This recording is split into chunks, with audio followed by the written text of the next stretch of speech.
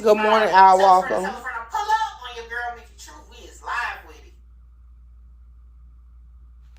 Good morning, everybody. Good morning, everybody. I know I was not here yesterday.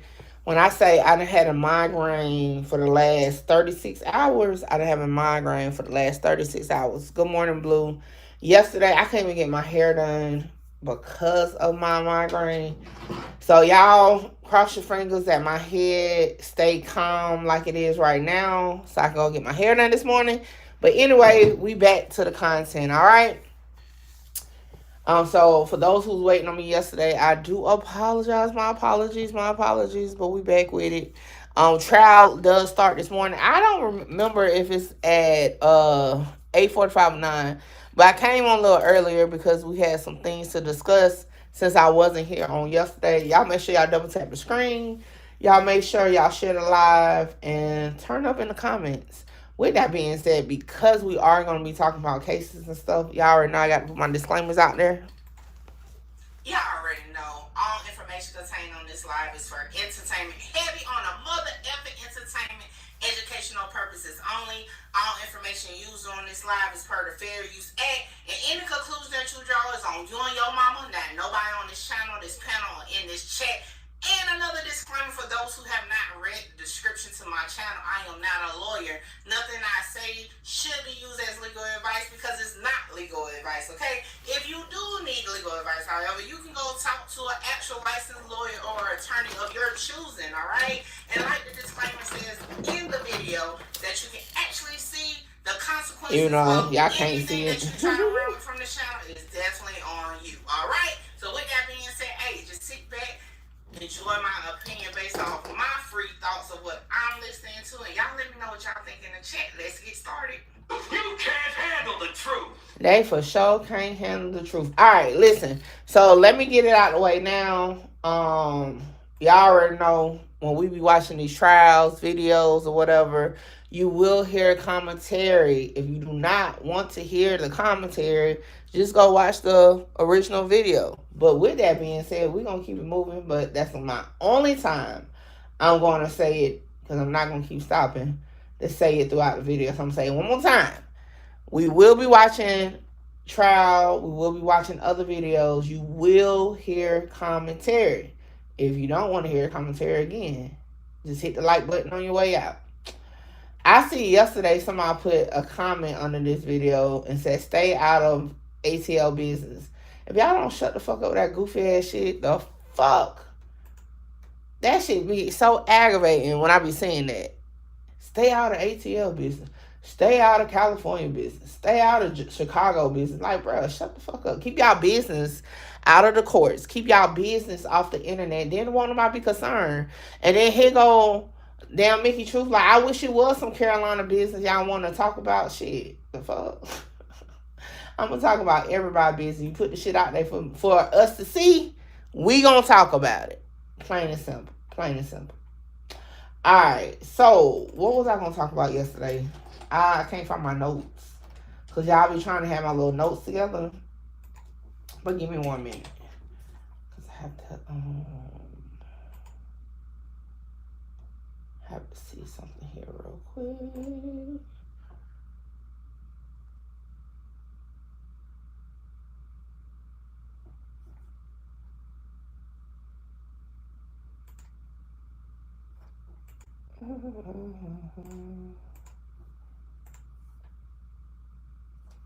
All right.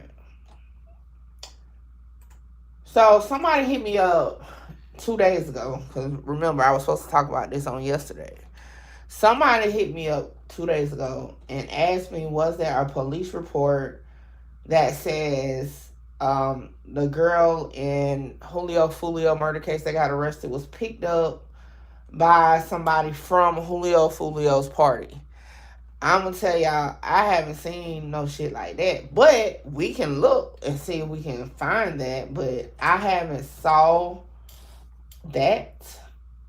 And I haven't heard that. Not saying it's not true. I just haven't seen none of that. Alright. Give me a second. Why is it making me log in this morning? That's fine. Alright, what was her name? Her name was Alicia Andrews. Alright.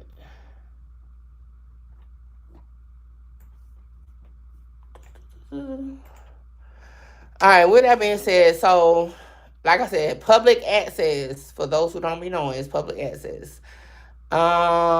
So this is a case I originally told y'all that she was arrested for resisting arrest when they first went and got them on June 27th. That case has been deposed. They threw it out. It was no pros.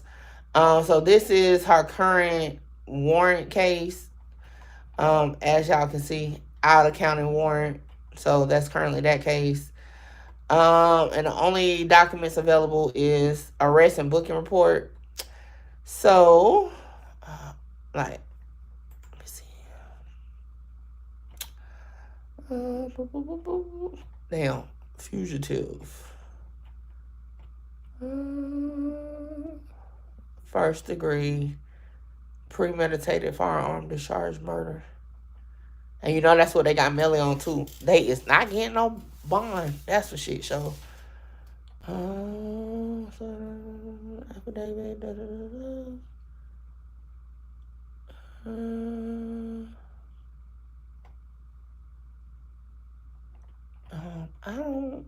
They don't have nothing. They don't have nothing on here.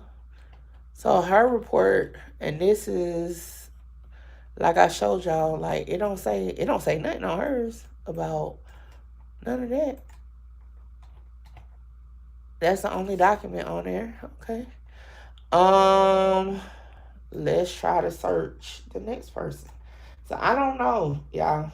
Y'all asked me about it, but I'm not saying nothing that said that she was at the party. What's the other people's name? What's up, Blue? Blue said next they gonna say that Dittler picked her up from Julio party. That's crazy. Damn, y'all. Y'all bear with me, man. I'm still dealing with a headache. It's just not as strong. I'm having like a brain freeze or whatever. Block. What was the people name? Sean.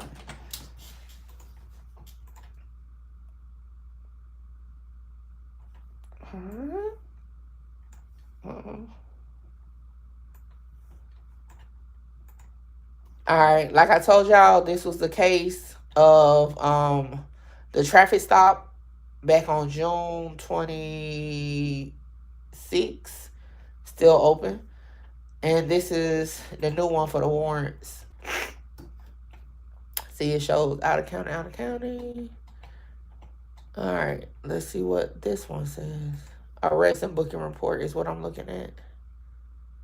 Fugitive.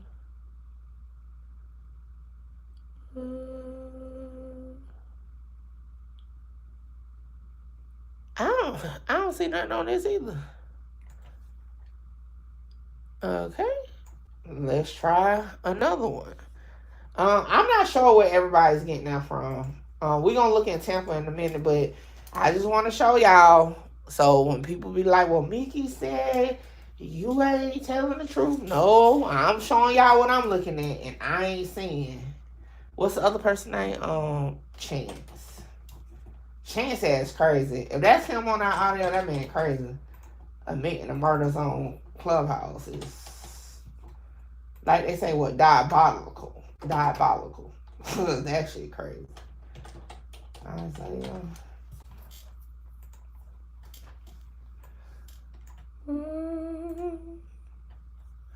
Alright, again, this is the resisting arrest from the first arrest I was telling y'all about, still open. And now this is the new one for the out-of-state warrants. Let's click on the booking and report. You can tell I hadn't looked at this one because it picked up where I stopped at. Nope. Nope, I don't see it. Alright, hold on, there's one more person. Oh, what's his name? Murphy?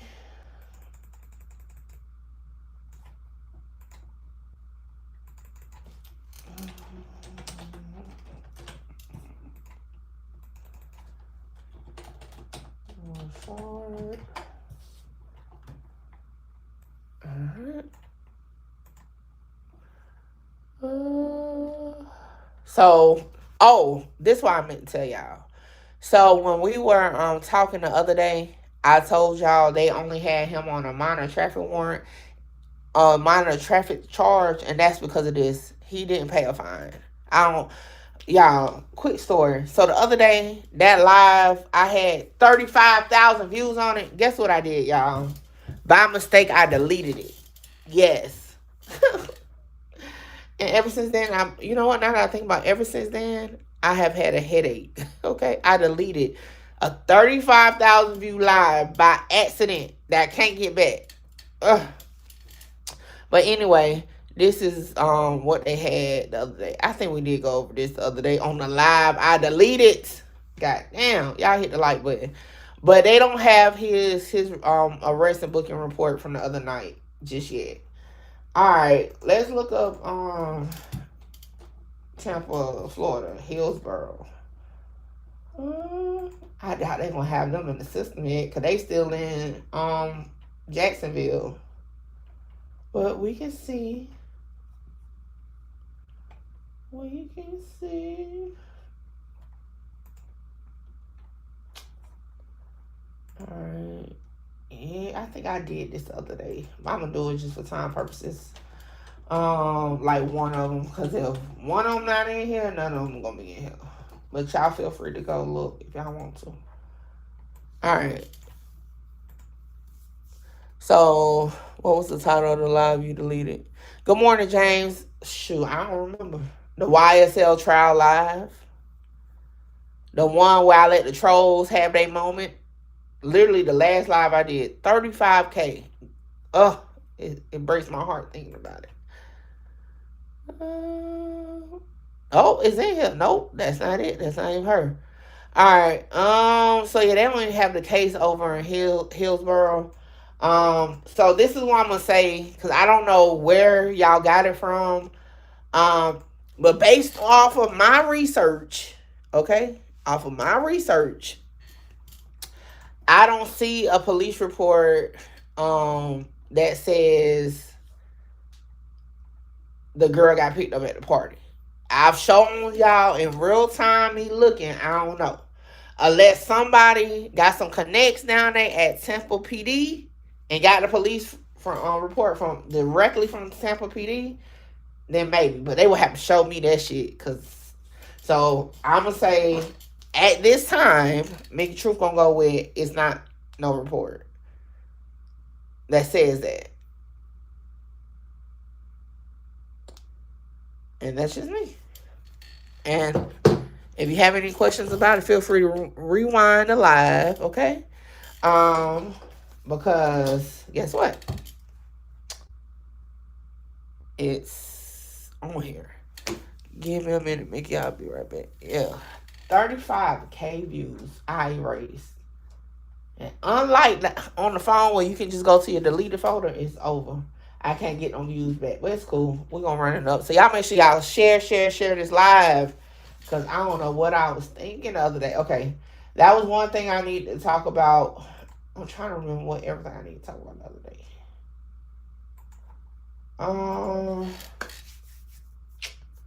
Alright, so we talked about the girl in the murder case. I'm trying to think what else in the FOOLIO case what we supposed to talk about. Well, to my understanding, the fourth person is still at large. We can just look it up real quick.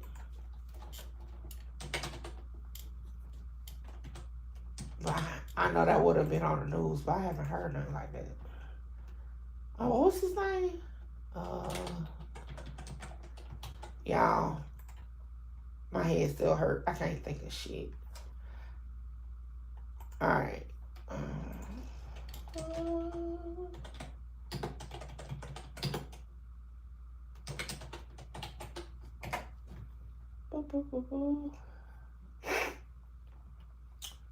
Yeah, it hasn't been no updates. So I believe the fifth suspect is still at large. Davion Murphy. Thank you. Because I was over here struggling. Like, what the words man name? Alright, hold on. Let's look him up real quick. Just so we can say we did our due diligence.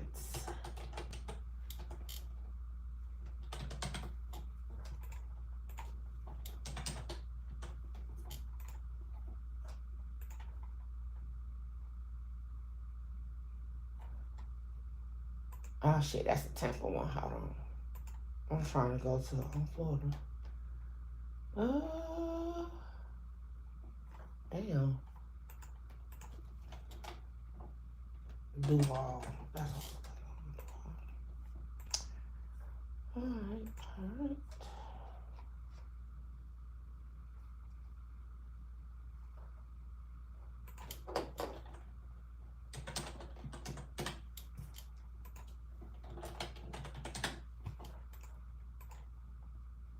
Alright, so obviously he's not arrested yet. He hasn't had a case since 2018.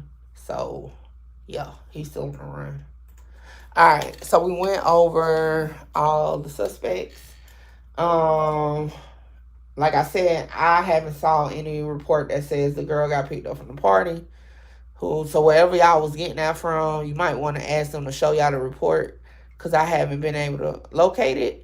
The news haven't done any, and this is the local news. This is Jacksonville news. Yeah.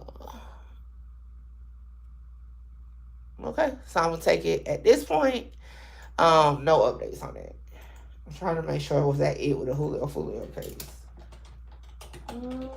Oh, and then another thing for those who like to just keep up with it, y'all can follow the Jacksonville Police Department on Twitter, because they do updates on there too. And they've been pretty good about doing their updates. So they got their own Twitter. Because all those videos and stuff that we saw, they was posting on themselves. So hold on, y'all. Give me 1 second. Oh, Lord.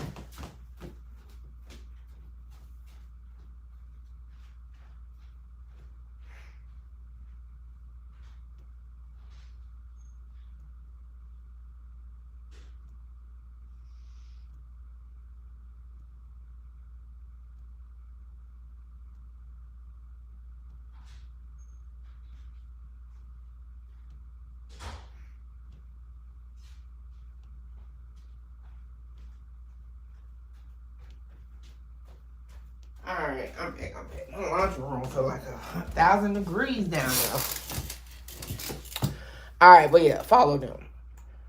Alright, so before I switch to another topic, y'all got any questions about the FOOLIO murder investigation before I switch topics? Yay, nay. Alright, I think we good. But yeah, so y'all can always hit me up on Instagram with questions that you want me to cover on Mickey Talks.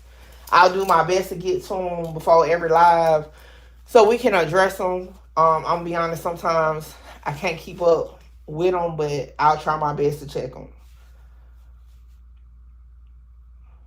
I save all the live videos, but I don't have that one. But it's cool because I can't, because even I upload it again, it wouldn't give me my 35K back. So it's cool. I just got to slow down. Jody, what's up? Good morning, Jody. Alright, so we're switching off of FOOLIO, okay? So mine is, if anybody come in talking about FOOLIO, tell them to rewind the live and check out the content at the beginning. Alright, so let's move on to what time is it? Alright, I think it's a good time to segue into YSL. Cause we gotta do a couple updates. Alright. Let me go back to Twitter real quick.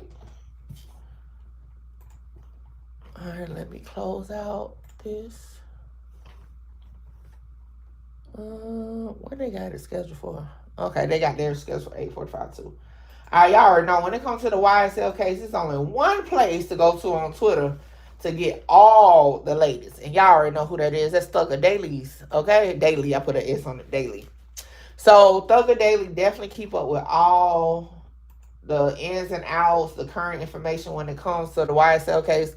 Y'all make sure y'all go follow Thugger Daily on Twitter. I'm not sure if he's on anything else, but definitely go follow. All right. Boop, boop, boop, boop. All right, so first and foremost, when we were on live the other day, the one that got deleted, um, Brian still renewed his motion, for motion to dismiss, plea and bar, and all that. Remember, he talked for like 45 minutes, right? So he placed that in to the judge, like she said. However, the judge has denied it. Hold on, where is it? Here we go. Is this the no? All right. So she denied it, and she denied the defendant's petition for certificate of immediate review, meaning where he could take it to the appellate court to get it reviewed right now. She denied it, so he has to wait to the end of trial in order to go back. So basically, we listened for an hour and some change for nothing. She listened for, and I'm gonna be honest, like I don't really got too much bad to say about the judge. What's her name? Whitaker. I don't have too much bad to say about her, but she knew damn well she was gonna deny it, because what I have noticed, and this is just my observation of the judge, anything that Judge Glanville decided on prior and denied or whatever, she has been showing a pattern of denying it also. Judges don't like, unlike content creators, okay? Judges don't like to step on each other's toes. And I feel like that's what's going on here. So, but this is just my observation. If y'all think differently, that's cool. Let me know. But I see a pattern of anything that Judge Glanville has denied, she will deny too. So I wasn't shocked to see that. She also has made a decision on getting Hilton and Love out of there. Right here. So she denied that. Okay. And her reason, let me see. I'm trying to get to a point. Okay, here we go. Damn, that shit's small as hell. I might have to pull it up on my phone and read it to y'all, because shoot, I can't see that with glasses on. Give me 1 second, because I can't see that at all. It's all. 1 second, I'm trying to find it.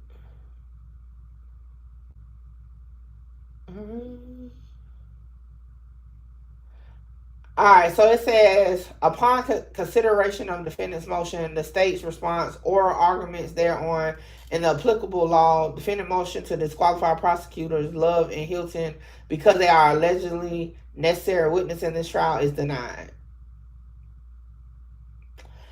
And it says, further up, it says, however, why the prosecutors may have engaged as they did is not relevant, much less material fact for the jury's consideration in its determination of this action. So basically, she said to me, now, this is, y'all make sure y'all go over to Thugger Daily and read it in full, but to me, brief look at what she wrote, is she is saying, like, yo, whatever you trying to prove to the jury, you can do so without them being witnesses. They can continue on trying the case.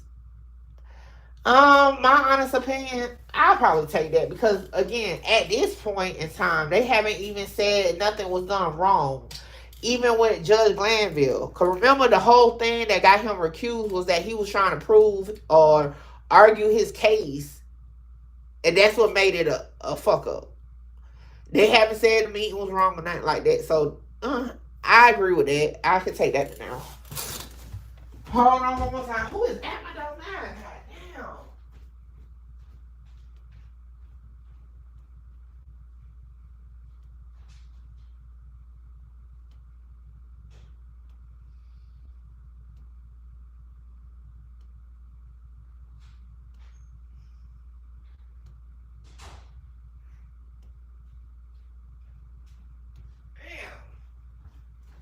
damn. knocking on the door to say the same damn thing. Like, I obviously see you out there. Okay, I'm back, y'all. I can't stand when people knock on my door early in the morning. All right, so yeah, that's basically that one. Like I said, I can see that one being okay. It was another one. So, still say Young Thug's lawyer has filed proposed instruction for the jury to hear when they return after a month plus break. Judge Glanville was removed. You are not to concern yourself with this change.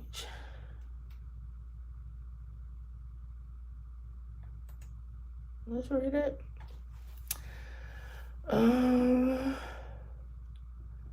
Ladies and gentlemen, Judge Julio Glanville is no longer the judge presiding over this case for which you have been selected and sworn to try. Judge Glanville was removed as the presiding judge in this case. You are not to concern yourself with this change. In a trial, none of the decisions of the court and nothing that any judge says is evidence. The decisions and remarks of a judge do not mean that the judge favors or leans to one side or another. In this case, you are to disregard any comments made by Judge Glanville that were disparaging of the defense lawyers in this case. To maintain the integrity of the jury system, I remind you that you must decide this case based only on the evidence admitted during the trial and the law I will explain to you. I was watching, Blue said I was watching a video the other day, and wife and gang member got hit with several guns outside of Threat's funeral. I think they was coming for Woody. I have video if you want. Nah, I'm not going to go down that road. Because why would YFN come for Woody? So, no, I don't want to watch that. Because that don't even make sense, me hearing that. Like, why would... Do they explain why that theory is that? Because why would they come for Woody? Now, if this was 2015, yeah. But I don't see... And at this point, people bringing them all types of shit. But I don't think...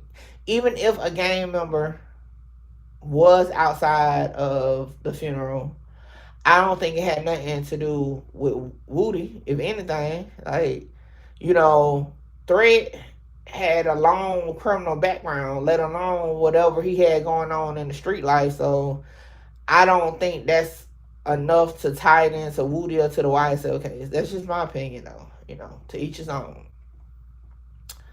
Oh, did he say it out loud? Let's see.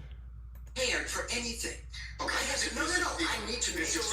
Your Honor, Mr. Steele, wait a second. When you keep delaying, okay, and that's this must be the comment.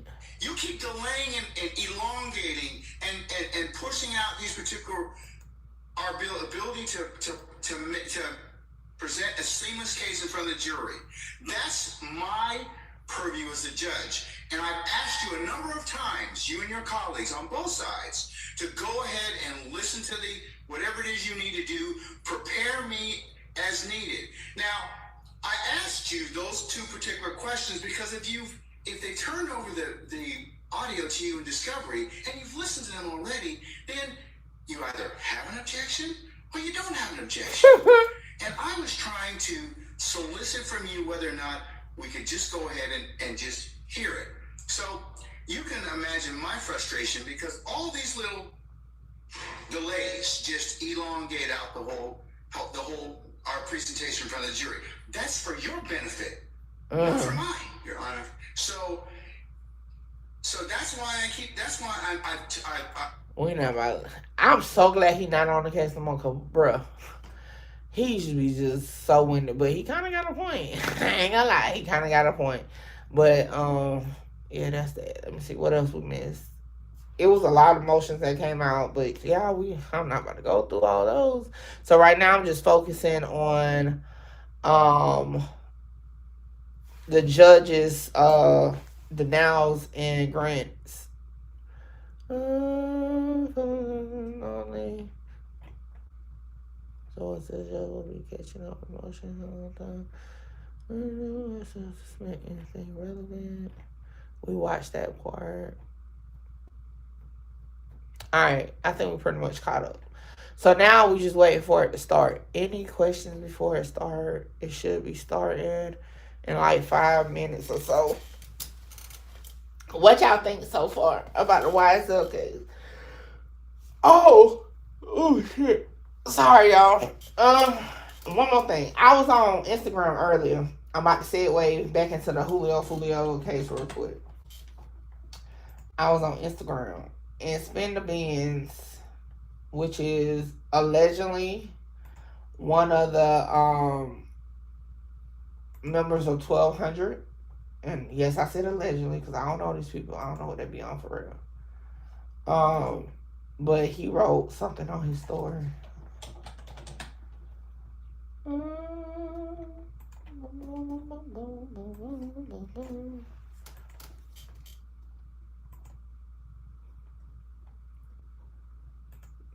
I need to go back. Alright, he wrote, why do y'all want me to go to jail or get Rico so bad? Everything okay in y'all life? So, hey, he letting y'all know he's here the talking. He hear y'all trying to put him in jail now. So, I don't know. Take that for what you want. But I meant to say that earlier. Alright, now back to the YSL case. So, yeah. So, that's that, y'all. That's pretty much what we had. So, we got a few more minutes. Let's see something. So, now when we did our whole breakdown the other day, I hope all y'all was here because it's gone. They deleted. Well, I was going to say they deleted. I deleted my live by mistake. Trying to do too damn much. That's it. I was trying to do too much. Oh, what else? Something else happened the other day. Oh, yeah. Kayla Bumpus was in trial or at court. And she tried to get a Rule 22. The judge denied the Rule 22. I caught a piece of her live stream. Y'all make sure y'all go subscribe to Attorney Kayla Bumpus. And she was saying that she wanted to be able to stream and get it because she don't want no line on her. So, yeah. Seems like, yeah. She said she don't want no line on her. Because, you know, the ex parte meeting is becoming like a big thing. And now that we know not only is it one ex parte meeting, it's two ex parte meetings now. What it do, King Newski? Y'all make sure y'all subscribe to King Newski on everything, okay? Alright, okay, so Kayla Bumpus. I already did the video on Attorney Shard. Hold on. What is it? Shard? Shart. So y'all just go check out that video where he fucking put his foot down and said, forget all that BS, judge. This is not okay for them to be trying to basically make a case on us like we in cahoots or something. So I can't wait to see the transcripts for that meeting. Cause that one sound even juicier than the first meeting. I mean the second meeting technically, right? All right. Oh,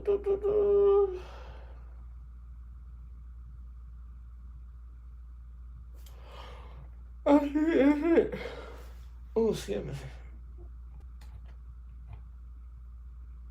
I'm looking through, see what I missed, because I wasn't online at all yesterday. At all. Blue said she also said that the mole was one of the deputies. Who said that? Kayla? I have to hear that. That's wild.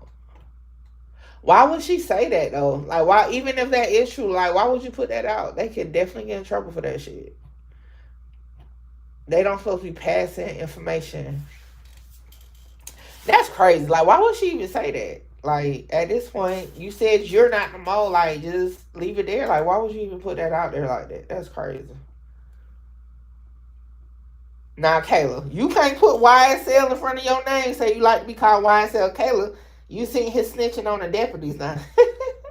Y'all being funny, but on some real shit, she shouldn't have said that. Knowing that people be watching her stuff because that could get that deputy in trouble. Hell, Brian still ain't even said who it is. Like, so why are you saying that who it is? I don't agree with that one, Kayla Bumpus. I don't agree with that one. You should have let that be. People gonna think what they want on the internet. Even though you said that, people gonna still think you was the mole.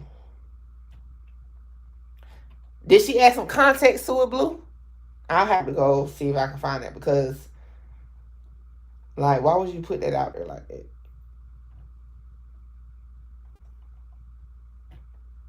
Without saying, oh, well, you know, the deputy came up to Steele because Steele had a question about something. He said, oh, they're in a meeting.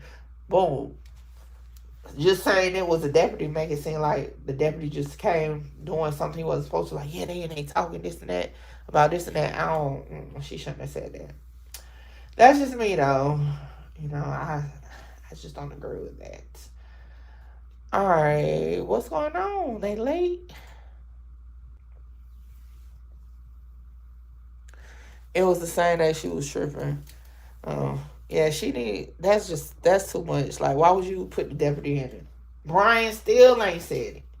Keith Adams ain't said it, and whatever other attorney it was that was over there ain't said it. So why are you putting it out? Like, that's crazy.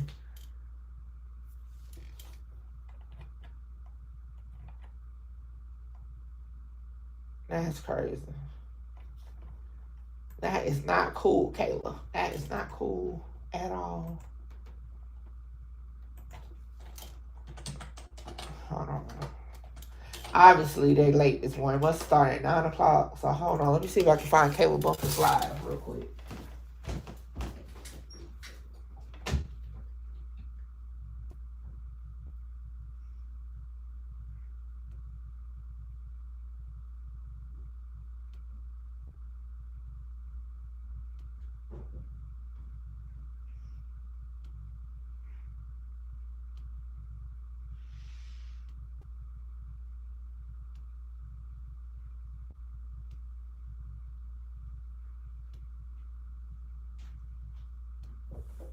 It's 68 degrees in here, but it feel hot. Hope I ain't getting sick, bro.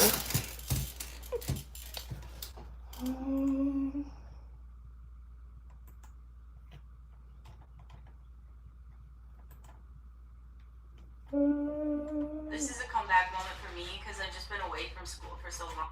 I don't know if this is the one, but we're about to see.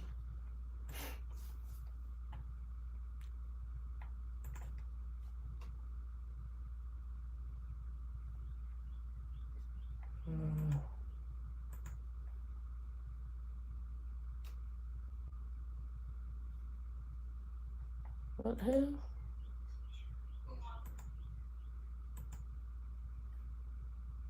Everybody, y'all can hear me, right? Hey, everybody. Why y'all not here? They here. We out. Now why y'all not here? No, I'm talking about why they not here at the courthouse. Oh, they not here at the courthouse. Miss Tasha said, why y'all not here? Y'all was doing all that talking yesterday. Why y'all ain't here? Y'all ain't beat me here. Okay, first of all, let's just. That's what's name mama. I forgot one of their mamas. What's up with this? I think that's Jack Gotti mama. What's up with this transcript, y'all? Hallway Chronicles. Sitting in the hallway. I'm sitting here with Rachel and Miss Tasha. I decided to sleep in. And I woke up to so many text messages and so many. Kayla, did you hear? Okay, let's get into it. This is crazy. Well, we can read the whole thing, but this is the part that's blowing me right here.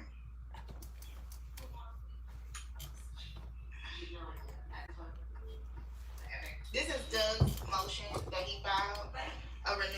He added a supplement to his mistrial motion. Okay.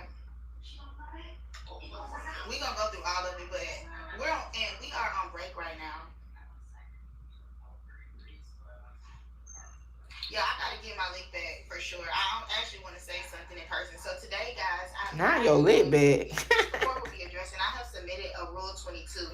We're going to talk about that, but basically, I want to be allowed to record on my own, and you have to have permission from the court to do that. I have submitted my Rule 22, and I am not dressed like a lawyer. Yes, I was hugging two defendants in the courtroom, bro. I was not attached to the case. This happened maybe 3 months ago. I walked in the courtroom. I walked up to Yak. I gave him a hug. I walked Thug. I gave him a hug. I told you guys about this from the beginning. It has nothing to do with the price of tea in China.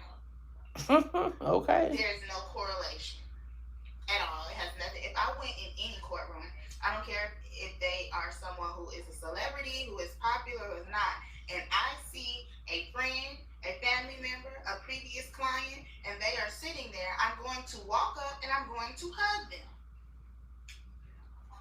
What is the crime? Oh shit. We ain't read this motion. That's why we was lost on this tea. Okay, I don't even know what Hilton said. Let's see. This is. Hold on before she gets started. And what's so crazy about it? They done pissed her off. Thank you. Oh shit, Courtney. Hold on, y'all. We'll get back to this. So obviously, I think the first thing I need to say is my name's Judge Whitaker, which y'all do. We'll go back to that in a few, y'all. This particular charge, but so I think the first sentence, Judge Glanville is no longer the judge presiding over this case for which you've been selected and sworn to try. That's fine. There's no objection to that. As I understand, there's an objection to Judge Glanville was removed as the presiding judge. I would propose as a compromise, maybe just I will be the presiding judge in this case moving forward. Then you're not to concern yourself with the change, which is already there. And I would just preface the next proposed sentence that is in a trial, none of the decisions of the court, nothing the judge says is evidence. I mean, that's true, and that's a legitimate charge. I'll give that.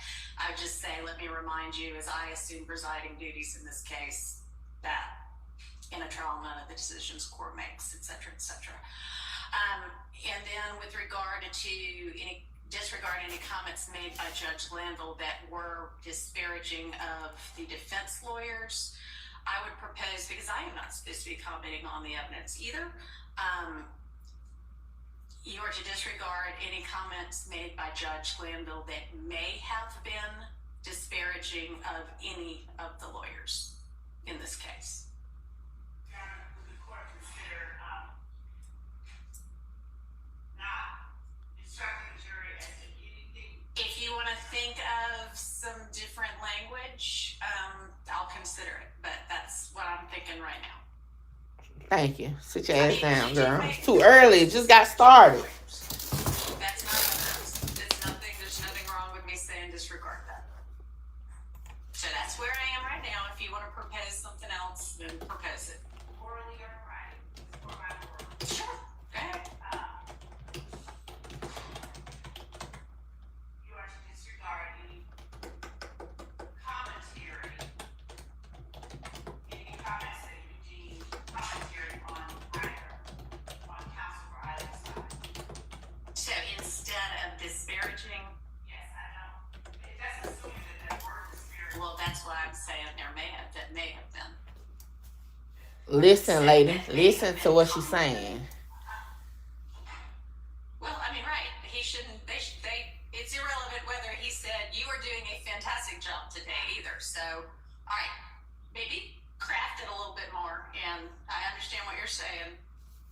So, if you want to come up with a word that kind of encapsulates. She always got an issue with wording of everything except her damn wording. Let me know. Anything from the defense, or y'all just want to wait and see what she comes up with and then talk about that? I don't have an objection to the part that you said about what you said. All right. I do not see the need to add also compliment. No, I don't think we should either. I wasn't suggesting that. I'm saying if we don't say disparaging, then let's come up with a word that would encapsulate any kind of commentary whatsoever, whether it's flattering or non-flattering. It should be disparaging. Maybe it might stay like that, but I think that I Still say fuck all that shit. continue to ask if you think it appropriate to reconsider about those. Why they talking so low today? okay. Other than that, All right. Okay, so we'll leave that for now, and if you, Miss Love, want to propose another word or phrase, let me know. Y'all make sure y'all double tap the screen, hit the like button, share, and run up the comments. All right, thank you. Okay. Yes. May I bring up a brief issue? Absolutely. You continue. You mentioned this morning about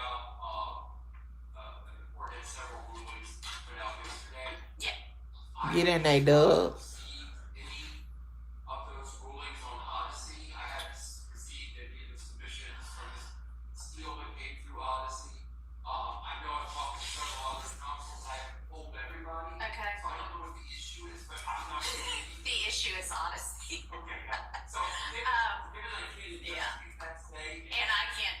About that. I mean, honestly. So,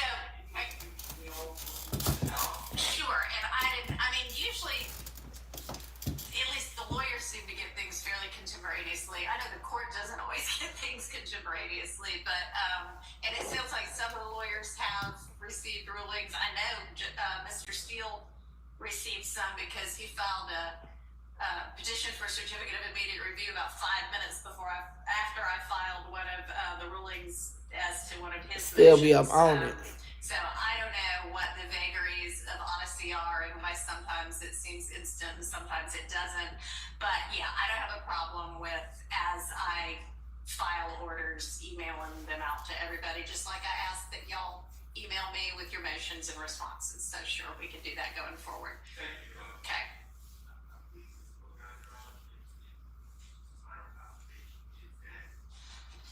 Huey looking like, why you got that damn camera in my face?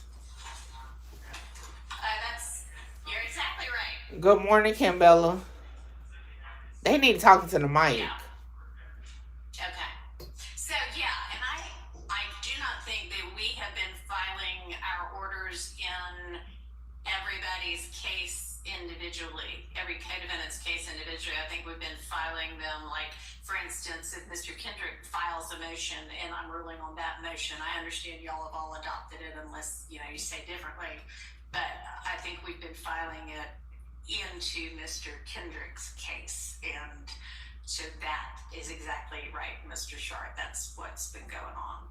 Yeah, for some reason, previously we were receiving things. I don't know what's altered, but... Well, maybe what's altered is that somebody on Judge Glanville's staff was individually filing it in every case, and I haven't been, and the clerk's office, I guess, hasn't known to spread it out into the other cases. Damn, not a commercial already. Goddamn, bro. No, I'm not buying premium. I said premium. Spread it out into the other cases, so that's what's going on instead. Okay. All right. Thanks for bringing that to my attention. All right, so are we ready with any portion of Mr. Kendrick's testimony? What did I say? Copeland. Yes, Kendrick. I said Kendrick. Yes. Are we ready with any portion of going back, either any kind of agreement as to what's already been testified to, and if y'all haven't been able to do that yet, then, hashing through the evidence that we're going to have to face again? So, Your Honor, there's several statements. I think what's really helpful is when we have, and we do have some of the transcripts now where we argued, so that can kind of prompt everyone's memory. And last time we had to go through all the contested segments. What we did is the state played them in court, and then we made our individual arguments. And now that we have the transcripts of regarding some of the statements, I think we're ready to do that. And it's just, I'm just giving the court a heads up. It's going to be somewhat maybe disjointed at times, but we just got to plow through it. And myself and Ms. Hilton did the best we could to try to figure out where we were previously. I don't believe, for the uncontested issues, I don't believe the uncontested issues have changed at all. I believe I speak for everyone on the defense that we haven't changed our view on the things that we agreed with the state. I think we just need to go over the contested. Not that shit again. Do you have the ability to play the statements? That shit gonna be aggravating and boring. The January 11th is the first, January 10th going into the 11th is the first statement by Copeland, and logically maybe that would be the first one we review, but I don't believe that myself or Ms. Hilton saw a transcript of our prior argument of that one. Okay. So I would ask if we could start with the other ones first. Yeah, that's fine. So, Yeah, I think there's still one day maybe that Ms. Weaver's. Woody, no, he shouldn't have all these damn statements. This don't make no damn So sense. we can start on whatever the next statement was. So if y'all was here with me the first time we heard this, And are you gonna be playing? we about to go through this all the way through. Yes, Your Honor. You do need to get on Zoom. And do you have transcripts of the statements that are gonna be at issue? Yes, we do have transcripts. What I wanted to know from the defense, if there were any that were litigated that are agreed upon, because if there are some that were litigated that we don't have issue with moving forward, I don't know if we need to rehash everything, and we haven't had that conversation, so I don't know. All right, do you want to take a minute and have that conversation? Yes. I think I can answer that. I think anything that was litigated before needs to be litigated. Okay. And regarding the transcripts. Ah, shit. June 10th, we have the same imperfect transcript, but it's generally gives good guidance. For some of the other interviews, the state has a transcript. There wasn't like an official. All right, now, when you say June 10th, are you talking about his June 10th statement or our transcript from June 10th of this year? June You mean his June 10th statement? 2015. The state produced a transcript of that, and it's not perfect, but it gives guidance, and we're working off the same transcript. Right. For some of the other interviews, the state made a transcript at some point. Maybe I don't know who made it, but I don't know who made it. Sent it to us, and we made our own transcript, so we have like dueling transcripts. Just Okay, well, that's not for June 10th though, right? No. Okay, so maybe before we get to whichever statement has the dueling transcripts, y'all look at each other's transcript and decide which one you want to go by, or if some parts of it are better transcribed on one and some parts on another, combine them and let's get the most accurate transcript. Sure. Yeah, but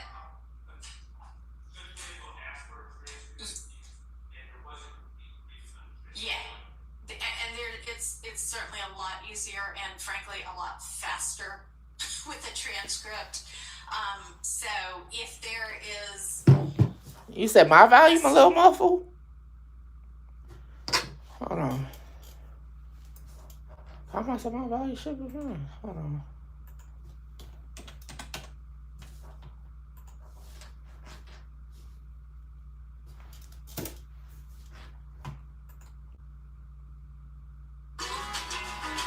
When I heard I was approved for Baldwin, Maine, I was very relieved. I was ecstatic. I just felt like a ton of weight was lifted off my shoulders.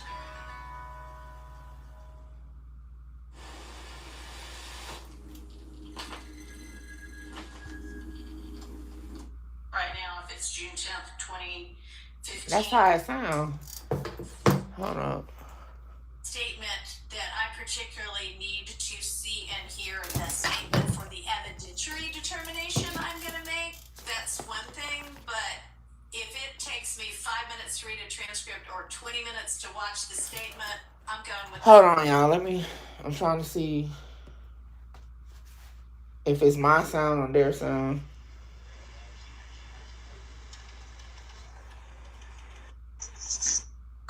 Statement we're going to be looking at right now. I don't know. It's June 10th, It sounds fine when I listen to it off my other device, so I don't know. Is anybody else having trouble hearing the audio? I don't know why it sounds like that.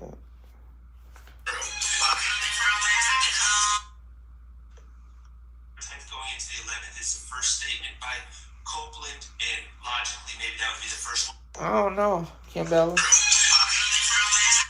When I play it on my tablet, if it sounds fine to me. I'll use this one to see if this one sounds better.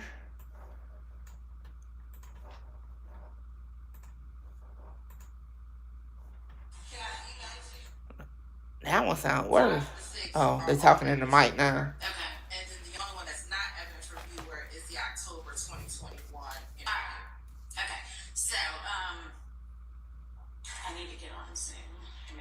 second to do that. Yeah.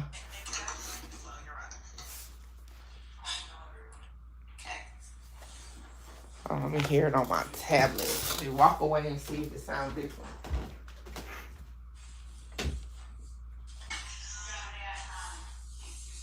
Sure.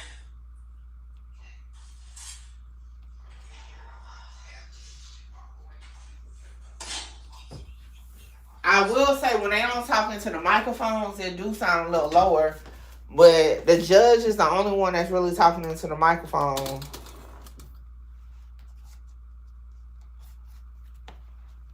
Who you telling to chill? Pop man, what to do? All I seen was just chill just now. I said, what the fuck? I said, Blue, what you on?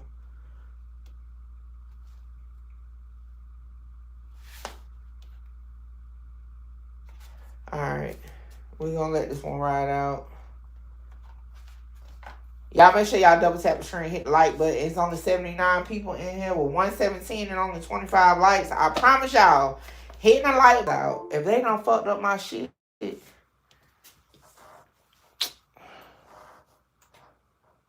Oh yeah. I'm about to go outside and cuss their ass out now. Oh yeah.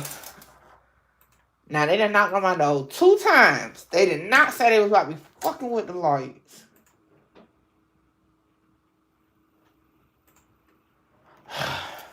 Y'all, pause for a second. I gotta go cuss out some fucking tree people out the damn door fucking my damn light shit.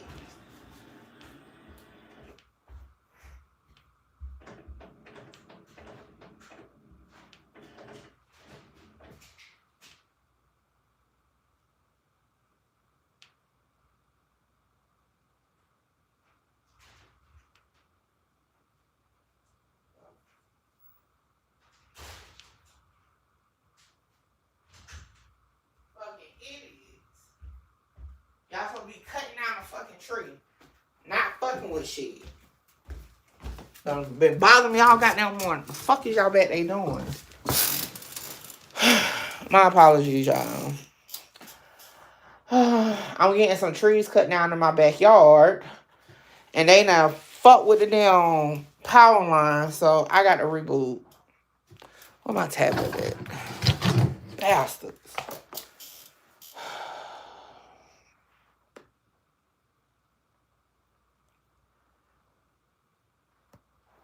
We're going, for the moment, I'm going to have to put my tablet up for us to continue so I don't lose too much time.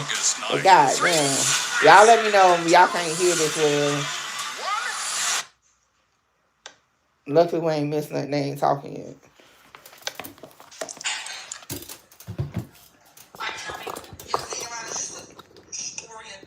Sure. So the state had proposed several redactions of portions of the interview that you did not want to play. And the defense, for certain portions, wanted that portion to be played through the state. It's the state's position that if we don't play it, and they choose to play it, they can, unless we believe it's inadmissible. Okay. So, with regard to any of those portions that you just think that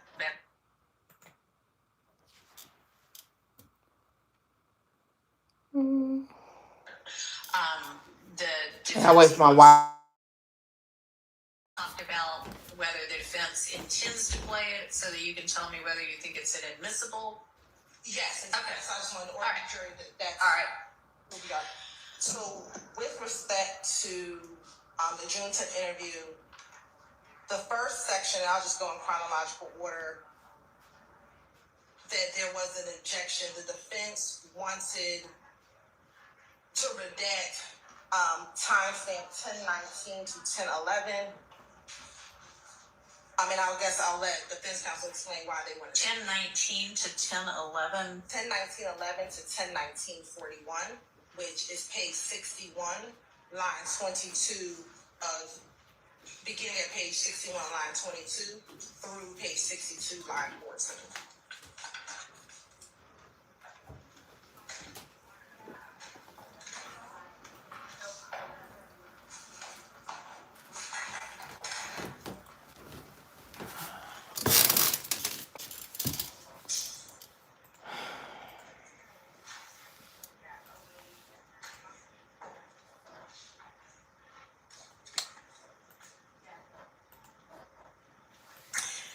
need a go-to page number on this Okay, am I back up? computer. I don't have to just scroll and hope I get it right. All right, it's back up. Apologies for the issues this morning. I know that man probably call me 10 bitches outside. You're not gonna play the defense one. So now you want this, the defense doesn't. Correct. So the way that we had organized it initially, I mean, if we're just gonna walk through the whole transcript and then, that's fine. That's fine. I just need to understand what it is. yes, so this was a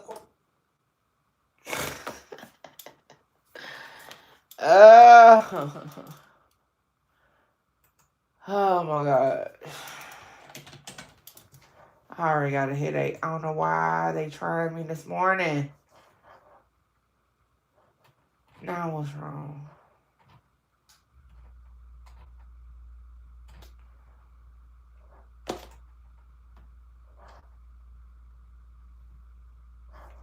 Is it now? Hold on.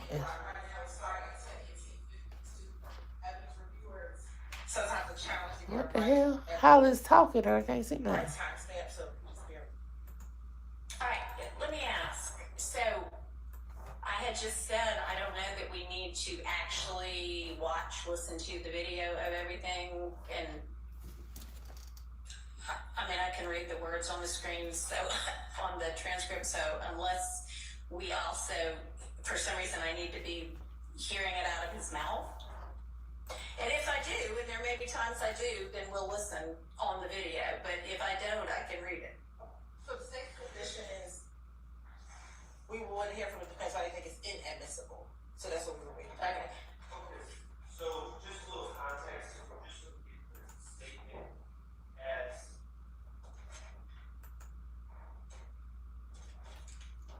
my legal assistant failed to turn on my mic.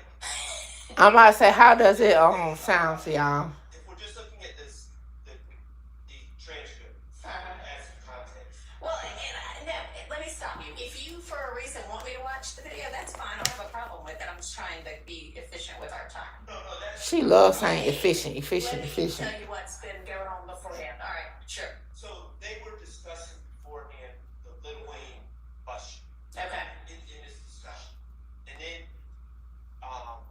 Kenneth Copeland on line 9 of page 61 says they did. Who is they? And they who? And he says, Shannon is them. So the first part of our objection is Kenneth Copeland giving information about the Lil Wayne bus.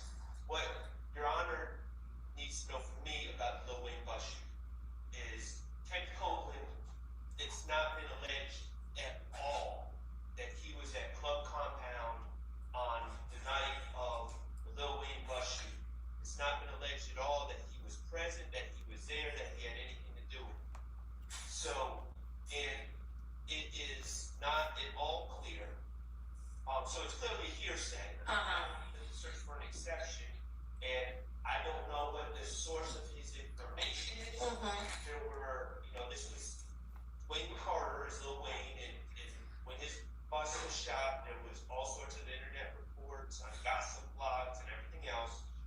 And it was. There's no way to ferret out what his source is. Sure. To suggest that it falls under any hearsay. Okay. Now, I have in my notes on the transcript that page 61, lines 1 through 10. And yes, y'all, we about to have to watch all these things over. Were not objectionable. That's what my notes say. Okay, that's right. And then Hang on. Let's make sure that's right. That's right. What line did you say? 62 lines 1 through 10. So Your Honor, 62 or 61? Oh, well, 61 as well. Both. It starts on line 11 or somewhere about there. So you want to ensure that y'all are in agreement that 61 lines 1 through 10 are unobjectionable. and Your Honor, that will two rulings before we can answer that. Okay. So, Damn. initially, that was the case. However, Your Honor, based upon, we filed the notice of intrinsic acts that we would need to hear if this intrinsic act regarding the Lil Wayne bus shooting, specifically as it relates to Shannon Stillwell, if that is able to come in, then we would want to play the portions, page 61, starting at line 1. Also, Your Honor, depending on the court's ruling on co-conspirator hearsay, co-conspirator statements, excuse me, we would. Well, I can't just give you a blanket rule on co-conspirator statements. I have to know what the statement is. Yes, Your Honor. So that would be my response to this question. What Mr. Sharp just argued is that what Shit, she done lost me. He's trying to make sure we're What the fuck is Hilton talking about? So correct. And so what I'm getting ready to say is what Mr. Copeland is speaking with the detectives about, which is the Lil Wayne bus shooting. Right. This is information that the state believes he received from Demekion Garlington, a co-conspirator. Okay. And so we believe that this would fall under a co-conspirator statement as in furtherance of the gang. So that's crazy. He's telling him That's crazy. An act that occurred between these gang members. And to give the court a little more context, the Lil Wayne bus shooting, what we call it, is one of the acts. We've already presented evidence about this act. It occurred in April of 2015 in the midst of what we believe to be an all-out gang war with YSL. Essentially, the state's allegations are that Mr. Williams was in conflict with Dwayne Carter, also known as Lil Wayne, on an evening in Atlanta. Several members of YSL went to a venue in which Mr. Carter was performing, and they created some type of ruckus outside of the venue. Later on that evening, a number of YSL members followed Mr. Carter's tour bus to essentially to their hotel or en route to their hotel and shot at their tour bus. What Mr. Copeland tells police is that Demekion Garlington told him that the individuals that shot at the bus were DK, who's also known as Walter Murphy, a YSL member, and Shannon Stillwell, a YSL member. Jimmy Winfrey, another YSL member, actually ended up pleading to the case. Okay. And so we believe that this will be a co-conspirator statement. So that is. That's crazy. Y'all better stop telling y'all fucking friends everything. Shit. All right. So what Mr. Sharp was. Hold on. If y'all don't get this shit, basically, third-party information is now about to be used as co-conspirator information because they saying Woody is part of YSL gang, and another YSL gang member told him this information that shit about to be used. Y'all better keep y'all damn mouth closed. That's crazy. Trying to sort out is, do you have, sounds like you had previously, and by you now I mean the state, had no objection to lines 1 through 10 of page 61 coming in. Is that still your position?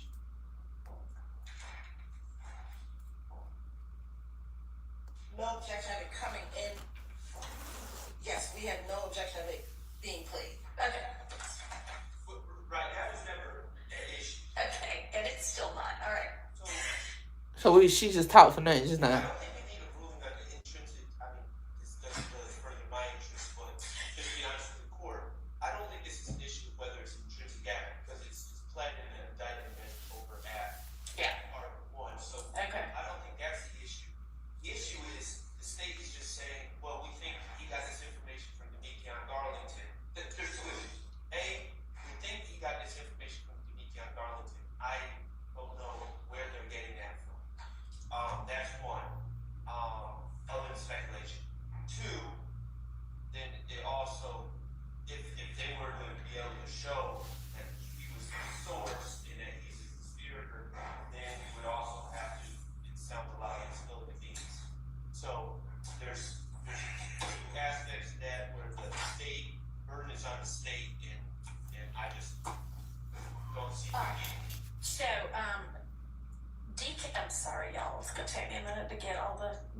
DK is who in real life? No, who in real life?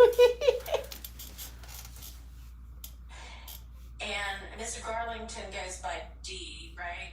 Who is Little D? There's two little D's. There are two of like lots of these people. Okay. So one will be referenced as Little D from Mechanicsville, and that'll be Demikion Garlington. Okay.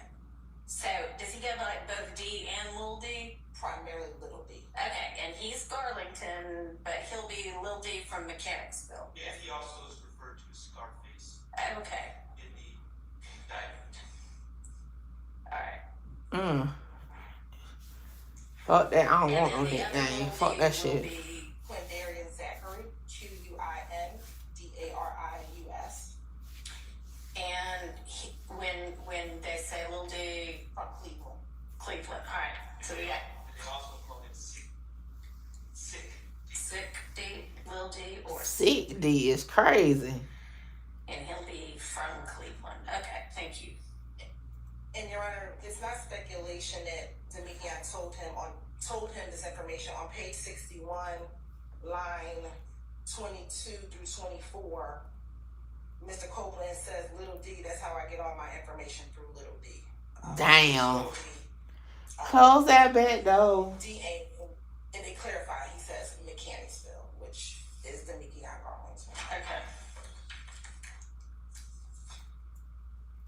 Damn, Lil D. Not reading that well. All right, let's see. So maybe we'll listen to it. See, this might be one of Damn. those times when we need to listen to. Y'all better stop telling y'all homies everything. Cause they telling somebody else that's about to backdoor your whole game. Oh, that's a bar. And Your Honor, it's gonna start a little earlier, it's gonna start about 10:18:52. Okay. But we're gonna be listening around 10:19:12. All right. What Dow said, they gonna tell on the whole game. That's wild.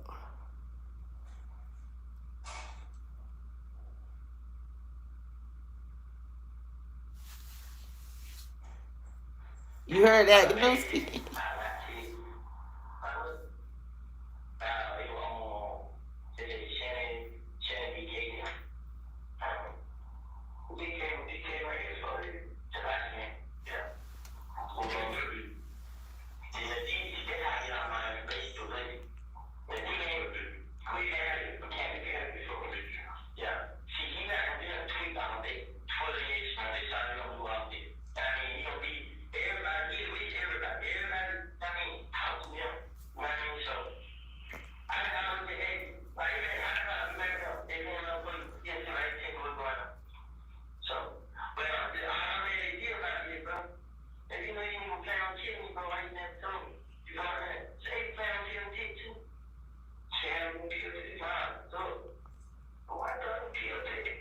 Hell, at this point he shoulda, cause goddamn them boys telling on his ass. Man, shoulda took their ass out. Psych. That's a joke. That's a joke. Argument. Typically, in every case I've ever dealt with a co-conspiracy, in every case I've ever read about a co-conspiracy,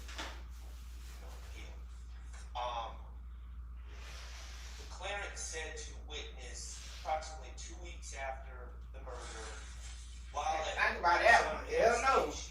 You won't call me court. Nope. It was the defendant and his friend that committed the murder, and that the person needs to be quiet about it, etc. There's a time, there's a place, there's what was said, it's who said it. Here, Mr. Copeland comes out with some hearsay, some vague hearsay information about the Lil Wayne shooting. Who did it? They ask him, "What about Lil D?" And it seems, I can see it seems you're talking about Garlington. And Investigator Dennis is the one talking, and he's clearly asking about Demikion Garlington, I think that's fair. And he just says, well, Lil D, that's where I get all my information. He's on Twitter a lot, he gossips a lot, essentially. Damn, loose lips. There's, I don't take a general statement of, oh, Lil D, he's a gossiper, that's where I get all my information, as sufficiently specific to this particular piece of information to say, Demikion Garlington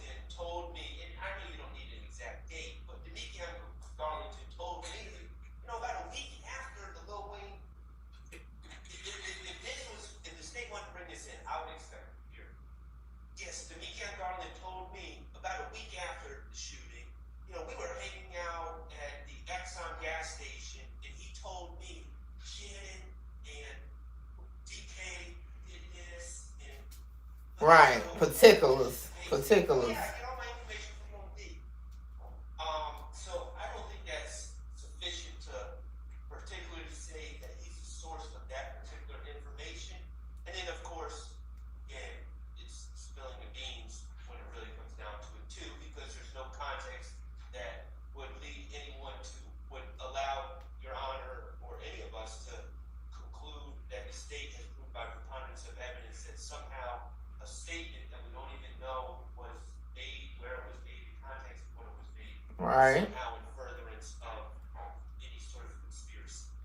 So I just don't see how. All right, I'm going to make me some breakfast. I'll be back. Commentary will be back.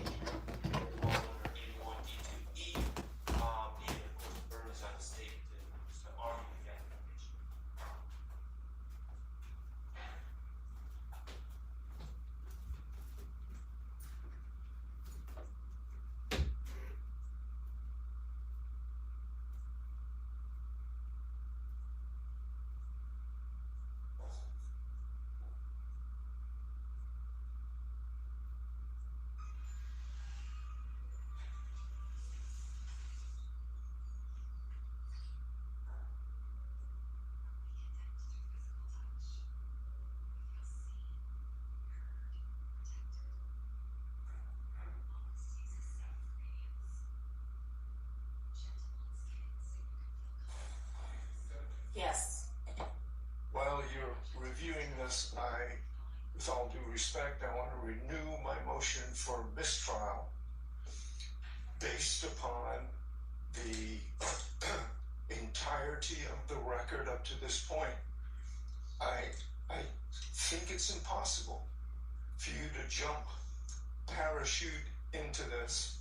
I think this morning demonstrates why it's very difficult for the court to do that without having the background of the last 6 months of testimony. We're now replowing people issues. All right, we're replowing because everybody agrees that, and I don't mean to interrupt you, but I, want to clarify that. Everybody agrees that everything that Mr. Copeland testified to in front of the jury after the motion to recuse was filed on June 12th has to be redone. So that's why we're replowing. Go ahead. Okay, but yes, I don't know everybody's nickname yet. That's true. But this is not in front of the jury, and evidentially, I'll either make the right ruling or I'll make the legally incorrect ruling, and that's something for potential appeal. That's true in every case. And I don't ever know the facts of a case before I start to take, it to trial. I find out in the course of the trial, or I find out as the motion is being presented. So, yes, it would certainly be easier if I had heard 6 months of testimony that came before this, but I don't think it is a basis for mistrial. Her ass want her time. This is a big case. This lady's going to try this case. They said that shit. She said let the appellate court figure it out. Had you been the trial judge up to this point, pop your shit, Harvey. And I get your point. Before trial, you don't necessarily know the evidence. We are way deep into trial now. You would have heard this evidence. You would understand the context, and we wouldn't have to replow the contextual basis. So I'm just renewing my motion. All right, I appreciate it. You're not wrong about factually speaking, it is more difficult, but legally speaking, it is overruled. Mr. Steele. As you're making this analysis under OCGA section 24-8-801 D2E, I'd like the court to just denote that in a good case, that I think it's a good case, Stafford, STAFFORD versus State, that is 312 Georgia 811. It's in Division 5A as in Elisa, 865 Southeast 2D 116, 2021 case. And the reason, I'm listening intently, I don't mean to interrupt, but the state's belief of the law over the past year is that any statement made by a supposed co-conspirator to another co-conspirator who speaks with the police furthers a conspiracy. And as Mr. Sharp said, that is just spilling the beans unless it really does something to promote the conspiracy. So even what the state just said, I get my information from Mr. Garlington. My point is that doesn't help the state, because if I'm in a conspiracy with Mr. Adams to steal a pencil, and I tell Mr. Adams I stole the pencil. All right, hold on, y'all. I'd like to introduce you to. For my new people that's just coming in, y'all make sure y'all, oh shit, y'all hit the lights. Hold on. All right. Stole the pencil. That's as loud as it's gonna get, y'all. As part of our conspiracy. That actually sounds a little dumb. They repeat that to law enforcement, doesn't do anything to assist us. Now, if he said cover for Haley, give her an alibi, that is different. So the point I'm trying to make to you is, I'm not so sure that there is a conspiracy. Like, I'm just telling you, I know you're working hard, and it's all appreciated, but Mr. Nichols hasn't really been mentioned. He was not mentioned in opening statement. He has one little section on I can't remember the year, 2014, but I don't know the year, small drug case. Otherwise, he's not mentioned. And then, I'm not trying to argue for the Honorable Ms. Westmore and Mr. Harvey, but that's why he's always asking for 105 instruction. But the point I'm trying to make to you is, this exercise also has to inject, if you don't mind, why the state is saying it furthers a conspiracy. Just getting information does not further a conspiracy. That's my point. Thank you. Thank you. If I can add some additional facts, because I don't want to. This is not the only time in this interview that Mr. Copeland talks about the Lil Wayne bus shooting. So this is the first time he actually talks about the details of the shooting.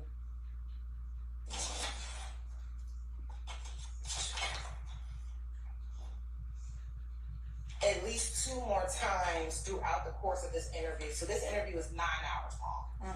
And so in the course of that interview, he gives more and more details about the shooting. All right, maybe point me to the parts of that. So it's, I don't know if you were able to pull up Stafford, or if you have it, if you've looked at it previously, but what it says is the same thing that Mr.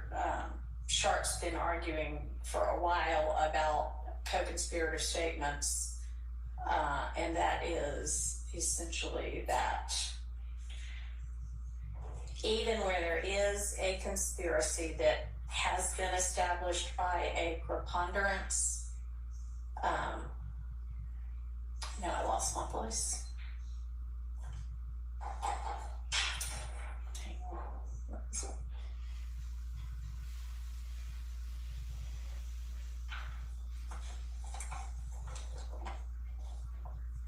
Here it is. Hearsay statements that implicate a co-conspirator but do not advance any object of the conspiracy, such as statements that merely spill the beans about the conspiracy, are not admissible. So, if you can...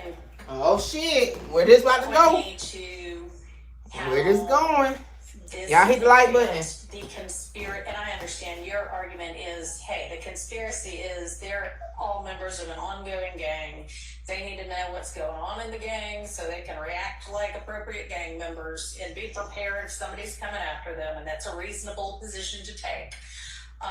So tell me how it is that this is advancing an object of the conspiracy, and not theoretically where your evidence is going to show that. Yes, Ron. So during 2015, there were just a number of different events and actions that took place beginning in January of 2015 all the way through about October of 2015, Your Honor. This particular shooting of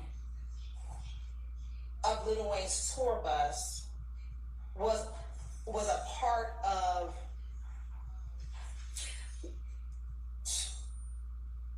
two events. So Lil Wayne, I'm trying to simplify how Mr. Carter is a part of this. So starting in 2014, Your Honor, Mr. Williams had began a Hilton, get it out your mouth, girl. God damn. She don't know what to say. With a person by the name of Brian Williams, also known as Birdman. Hey, reaching like hell on this shit. Was one of Birdman's artists at the time, back in 2014 and prior to that. Evidence has come in that members of YSL, specifically, have made threats against individuals who we believe supported Lil Wayne during this ongoing dispute that they were having. Is Birdman alleged to be in a rival gang, or he's just a rival record producer in the industry? He wasn't a rival to Mr. Williams, so he was friendly with Mr. Williams. Lil Wayne, we believe, became a rival, and we're talking about back in 2014 and 2015, of Mr. Williams at some point. At some point, there was some friction between the two of them, in which Mr. Williams made subtle threats to Lil Wayne via social media. That evidence has been entered before this jury, and we believe that the gang, when Mr. Carter came to Atlanta, there again, like I said earlier, members of YSL just converged on the compound. They left their different, I think they were in a music studio. They all came there in an effort to intimidate or threaten Mr. Carter. Okay. So informing another gang member of those activities is keeping him abreast of those activities. I believe that Mr. Copeland, we're going to confirm, was incarcerated at the time of the Lil Wayne bus shooting. And I want to make sure I confirm that for the record. So we believe that he was being kept abreast of what was happening while he was incarcerated. And then once he was released, he was provided this information in order to, whatever the next steps were, whether it would be to further intimidate Mr. Carter, but he was made aware of everything that occurred while he was in custody. Well, why would it be a gossip though? Then when he got out of custody, he also began to participate in this threatening of Lil Wayne and his peeps.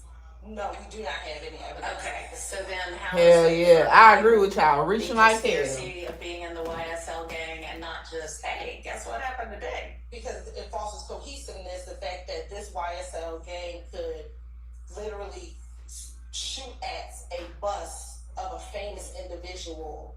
It made the news, it promoted the notoriety of YSL. Yeah, the shooting might have, but how is telling Mr. Copeland doing anything to further it? Because he then can claim notoriety as being a member of YSL. That helps him? How does that help the gang? Because it promotes their notoriety, the fact that YSL themselves had the ability to shoot at a famous person. That promotes the gang across.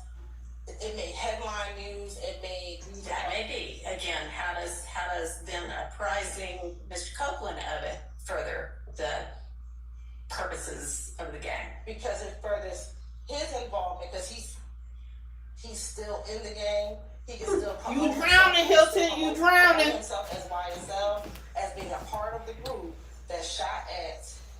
Shit, we don't even know, Kimbo. Do you have any evidence that he does that? You drowning, girl. Love ain't got no notes to pass to you. As, hey, I'm part of the group that shot up the bus. I don't have evidence of him saying I have evidence of him saying he's still part of YSL and claiming affiliation with YSL because collectively they shot up the bus, not the specific individuals, but collectively as a group, they shot at. Does he post or brag about YSL shooting up the bus?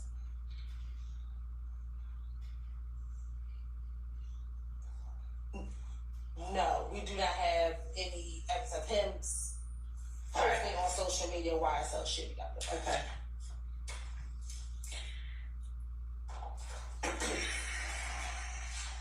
All right, so we are then looking at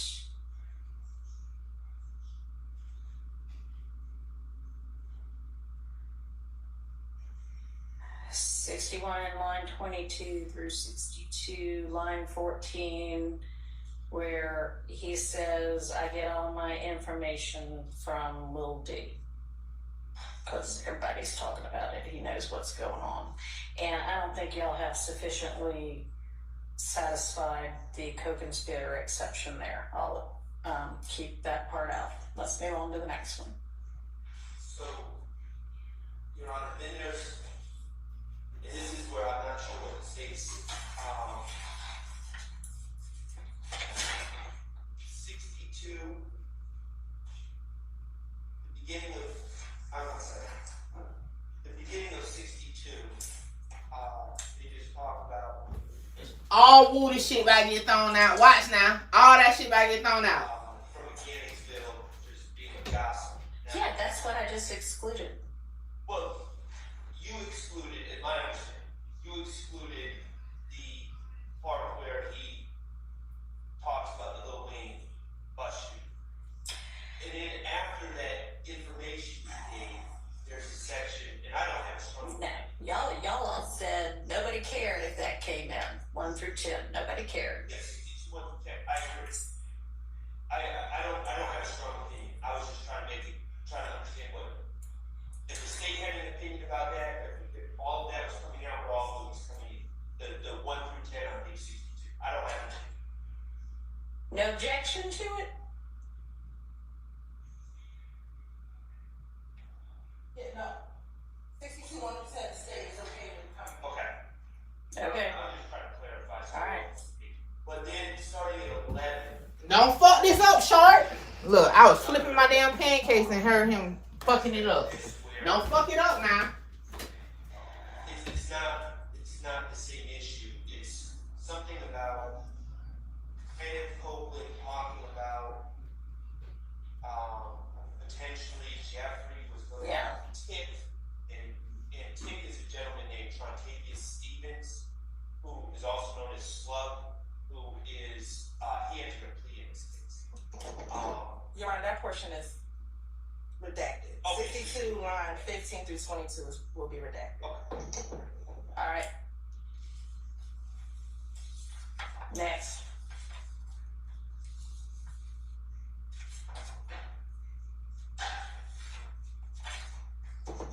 I believe the defense wanted next page 62, line 23 through page 70, line 16 out.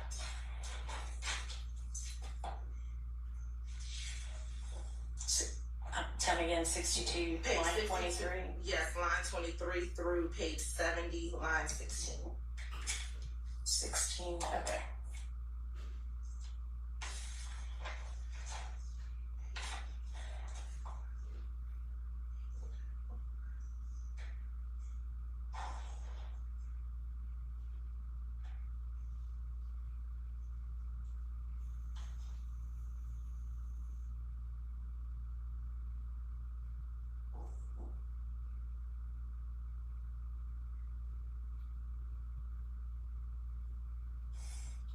I just want to say, Woody said Lil D was like a son to him. Lil D, Woody ass wasn't good for you. Because that nigga just said you tell all the business to him. And he tell the police. Ain't that some shit?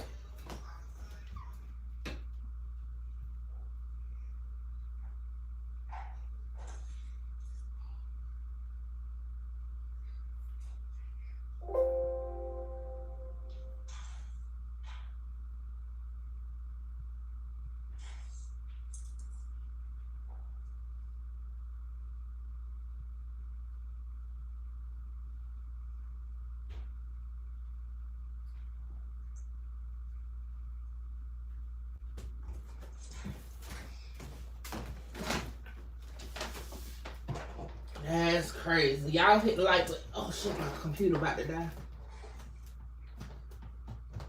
That's fucked up, bro. That's your homie, you said. Y'all was A1 day ones. And you telling all the man T to the police. And said he give you all everything. That's fucked up, bro. Y'all hit the like button. That's crazy. Woody say. That's why I get all my info from.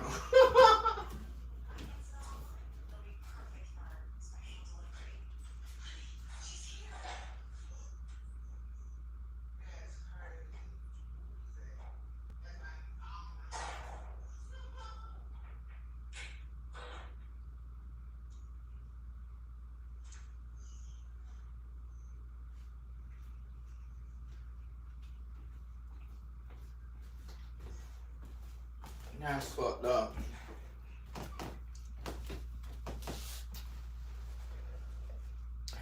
What they doing still research?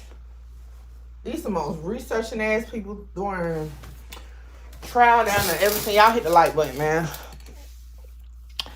And I kind of feel like while we waiting on them to start back, I kind of feel like they're going to have to throw out much more of the statements based off that, because almost everything that Woody said is quote unquote third party information that they was trying to say was co-conspirator statements.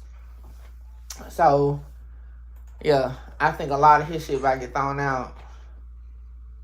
That's just my opinion. I could be wrong, but that's just my opinion.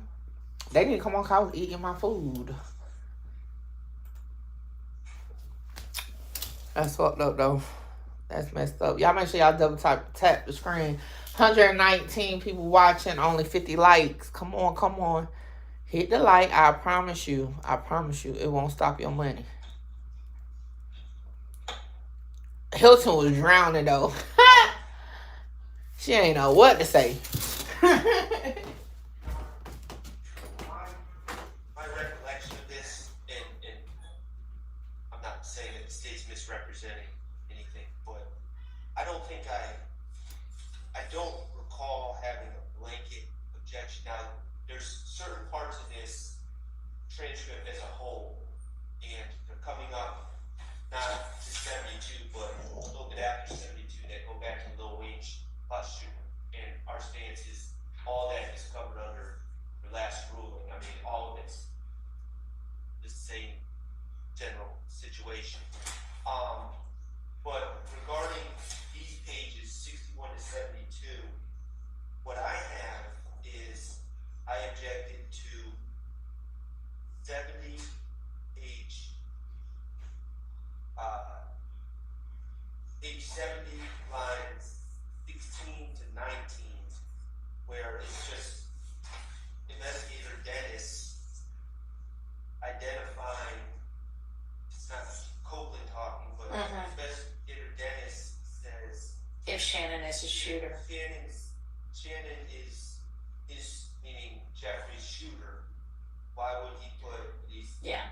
I think that's appropriate to have the investigator, just put that out there. And then after that,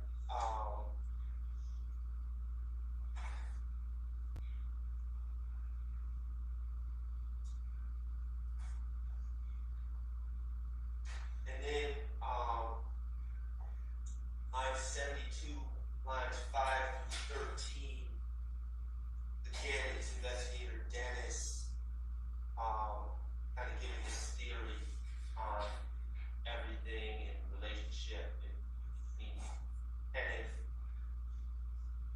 Jeffrey, and Shannon.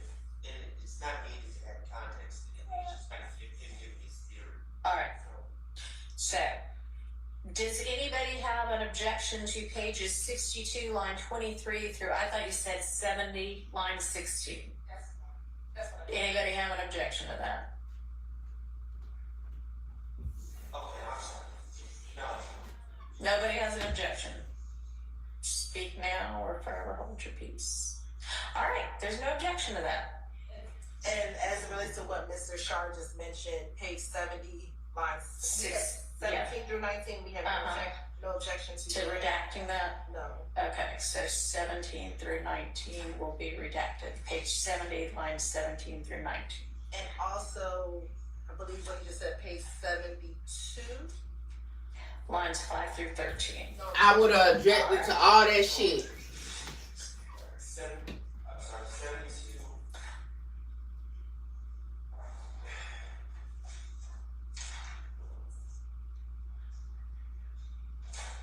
Okay, next.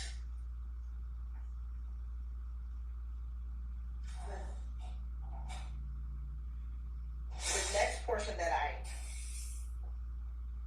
had initially was page 70.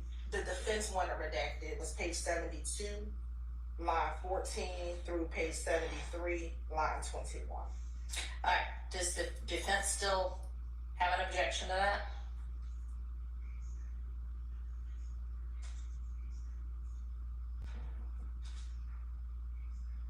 The 73 line. No, 72, 14 through 21.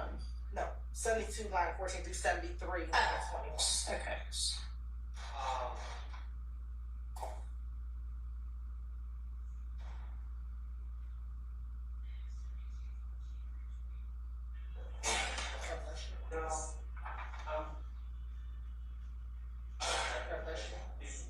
Okay. Anybody, any of the defendants have an objection to that portion?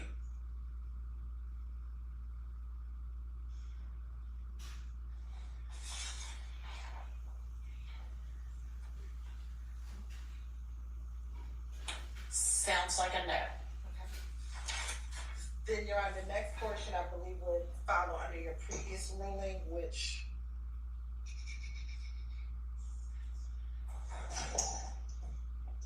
would be redacted, which would be page 73, line 22 through page 78, line 16. So, Okay.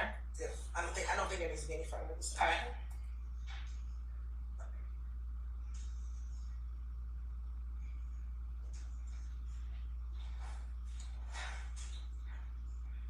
Look at us making progress.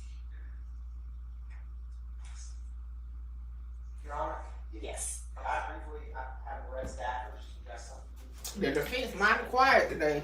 Your Honor, in regards to Stafford, it's quite distinguishable by the mere fact that it appears from reading this that this was a first-witness statement to the police, and that first-witness did not testify. So what they were arguing was a co-computer. Further, was what this individual told the police. We have Kenneth Copeland here on the stand, across the table, so it's not what he said verbatim to Detective Dennis, it's obviously what he stated other co-defendants. Right. And so I just think Stafford is quite distinct from the facts at hand, because there could be a situation where a co-conspirator is trying to throw off the police, tells them a lot of lies, which furthers the conspiracy, but that's not the situation we have with Mr. Copeland, who's live across the table. Okay. I appreciate that. And when I made that reference to Stafford, I wasn't actually dealing with the facts of Stafford are influencing me to make this ruling. I was actually reading a quote from an entirely other case that's cited in Stafford, just for the legal proposition. So, but thank you. Sit your ass down. You about to get on the line with Hilton and Love. Right. But that wasn't what I was using it for anyway, so yeah. Thank you. Alright, so what's our next portion of this? Dude stood up like he was about to say some shit just now too. Your Honor, the defense wants out is page 140, line 11 through page 143, line 16. Ms. Hilton, Yes. I have 89, page 89, 3 to 25. I'm full now. Y'all double tap the screen, hit the like button, share the live. Page 89. Lines 3 to 25. Yes. And I believe the full redaction that we agreed upon last time is correct.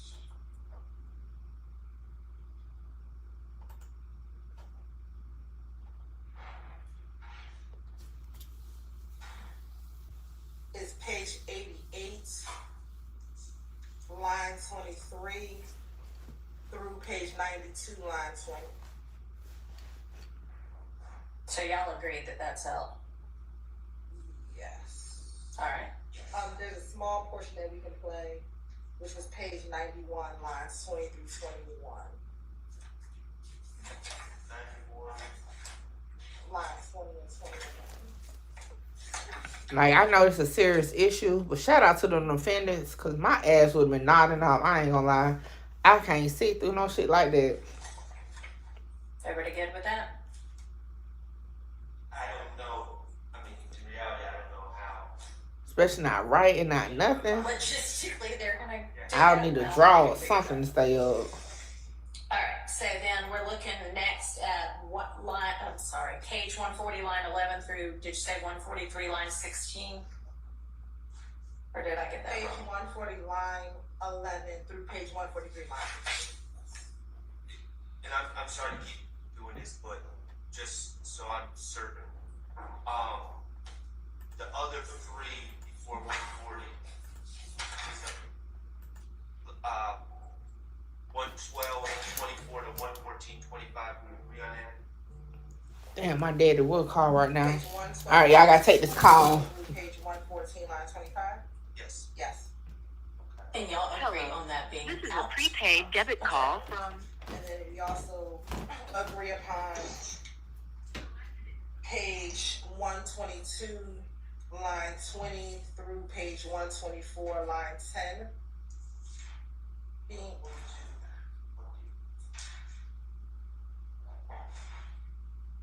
I'm in concurrence.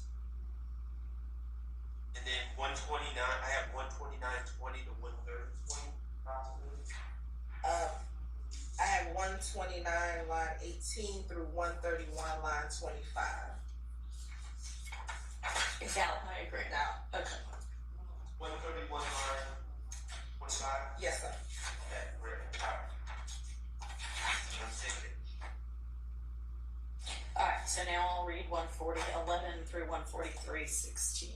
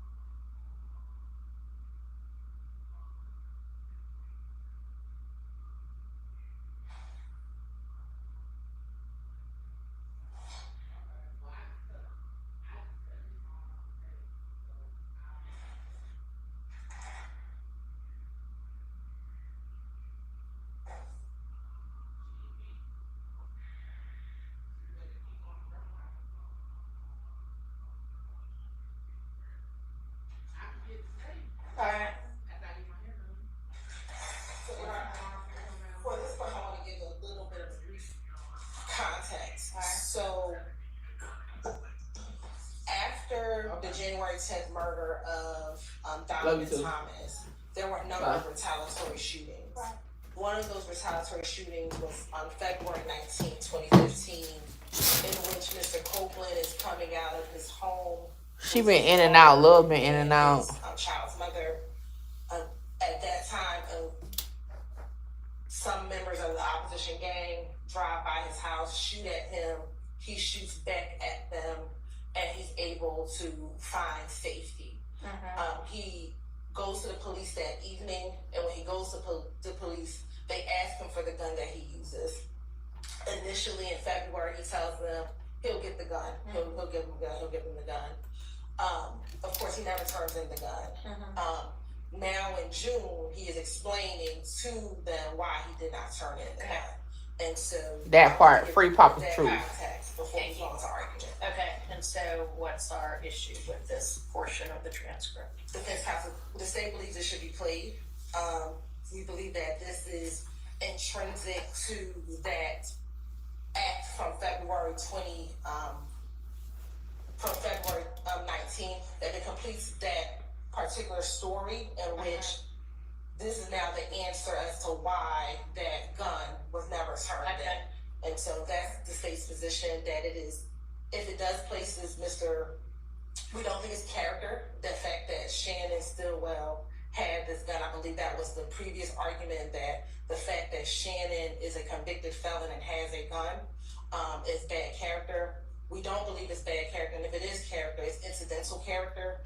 But this explanation of where the gun is intrinsic to completing the story of what happened on February 19, 2021. No, that shit don't complete no goddamn story. To the extent that the shooting on February 19, 2015, where individuals shot at Kenneth Copeland, the story, the full context, individuals allegedly drive up, shoot at Kenneth Copeland while he's holding his baby, and he's with the mother of his child. He shoots back. He hits people, causes their car to crash. They're charged with this crime. Mr. Copeland's brought into the police station immediately and is questioned about things. He's never charged. Number one, if I can see that the incident itself is relevant to this case, back and forth, that's fine. I'm willing to do that for the purposes of argument. But I don't know what happened to, it's unclear to me what happened to Kenneth Copeland's gun, or the gun that Kenneth Copeland fired. That is not relevant. It is no probative value to this case. Right. My client, the fact that he is in possession of a gun, he's not charged for that. It's not listed as an overt act. It does place his character at issue. It's very similar to cases that he's charged with in this indictment. I believe he's charged with 2 different counts of possession of firearm by a convicted felon. So the fact that he's charged with that exact same offense that would be implicated here increases the prejudicial value of this implication. But in addition to the 401 and 403, you stupid Blue. it's also based on hearsay. He's not claiming to have been there when he's saying Shannon came and got the gun. My understanding of the sequence of events, my understanding, and I'm not revealing anything my client has told me, I'm just going by what the discovery says. Shannon wasn't present. Mr. Copeland's goes to the police station. He's just been in a shootout. I don't know that he's basing any of this on first-hand knowledge. I think he's just heard this. Making it up. It's hearsay at this point. I don't think he's ever saying that I saw Shannon come in and take the gun. That's not the way I understand what he's saying. So I think there's a hearsay issue as well. I hear from the state, so we've got relevance and hearsay. And 403. And 403. So for relevance, Sharon, I think it is relevant. Well, let me start with the hearsay first. I don't believe it's hearsay. I believe I'm going back through the transcript, that Mr. Copeland explains that when the police came to the house, your witness is a liar. You arguing to admit lies. Mr. Copeland leaves. So I don't think that's my reading of the transcript. transcript too. I mean, whether that's true or not, who knows? But what he seems to be saying is that when the police came by to get the gun, Shannon actually was there. And when Kenneth said, all right, let me go get the gun, by that time, Shannon had actually gone and got the gun himself and left the house. And so he was like, I can't get you the gun right now. Give me another day or two. So that's my understanding of it. So that would not be hearsay. So the hearsay ruling, the hearsay objection is overruled. How about relevance? So as far as relevance, we believe that this The judge had to come up with the scenario. Wilson is trash shoot back at the as a lawyer. Shows one that YSL In this case, change guns, Your Honor. You're going to see that more evidence is going to come out that we have certain YSL members who may purchase the guns for other YSL members. So this again is a part of what the gang does. It's a part of their enterprise and conspiracy. They pass guns around, so we believe that it's relevant for that purpose. Nah, this judge cool with her ruling. 403, Your Honor. Mr. Stillwell is charged with 2 murders in this indictment, both murders by handguns. So the fact that it comes in that Mr. Copeland got this gun from Shannon is not going to the prejudicial. Damn, he said he got the gun from Shannon too. That's crazy. Given that the jury is going to hear at least on 2 occasions that Mr. Shannon used a gun. Well, Alessia used the gun. Oh, I can't stand when she argued. Oh, she make me want to pull my hair out. When Mr. Stillwell was apprehended on March 17th of 2022, is the state's allegations that he threw a gun out of the window of a vehicle to dispose of it. So, Your Honor, we don't believe that the probative value substantially outweighed by prejudicial. Assume the allegations, facts, A, we would need a trial, but B, I agree, it wouldn't be prejudicial if we assume, oh yeah, well, Shannon was in possession of a gun as rode down the street on January 10, 2015, but that's not what we do. That's the issue before the jury. So that's exactly what makes this excessively prejudicial. Talk that shit sharp. That's the issue that they need to determine, and this story, which really adds nothing to the state's case, the idea, it's evidence of passing guns around. I mean, they're going to have direct evidence of Darius Zachary saying he's a straw purchaser of guns at Arrowhead Palm. So they don't need that. And gives it to, and has distributed them to people in this court or in this case. But that's exactly what's so prejudicial about this is they're bringing in propensity evidence that is going to be prejudicial to the issues at hand, which is whether Mr. Y'all hit the like button. Was in possession of a gun and shooting it down in Thomas, whether Mr. Stillwell was in possession of a gun and shooting at small drinks. I submit to you, Your Honor, if Mr. Stillwell was charged with stabbing individuals, this would be less prejudicial. All right, so you're now making a 404B objection also? Well, it's 404B, but it dovetails into 403. Good morning, me mom. Okay, because it really can't be 404B if it's intrinsic. And you just said you agree it's intrinsic. Well, no, I agree that the shooting itself, the shooting involving Kenneth Copeland, it seems they've argued it's intrinsic, and I don't think that my argument. Shit, they just lost me just now. What the fuck? And I'm trying to get my mind trying to catch up. Shannon's possession of the gun. I don't believe that that's intrinsic. Okay. All right, thank you. I find this evidence to be relevant and its probativity not substantially outweighed by the danger of unfair prejudice, so I'm going to permit that. Damn. What's our next section? Yeah, they lost me on that one, y'all. I was like, what?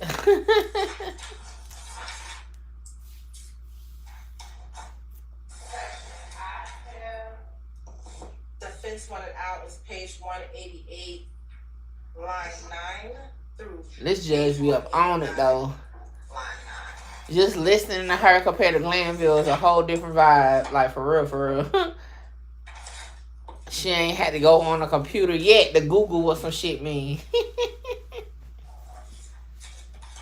I'm just saying. That's my observation.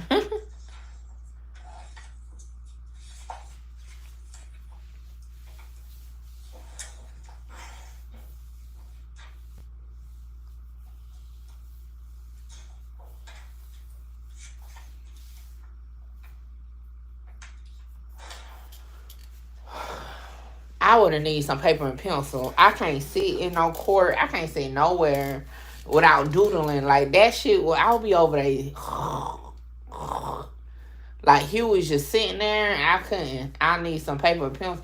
I'll have to be like Melly. I need something to doodle or something. My mind, I'll be, even if it's a life or death situation, I still would need something to keep me occupied.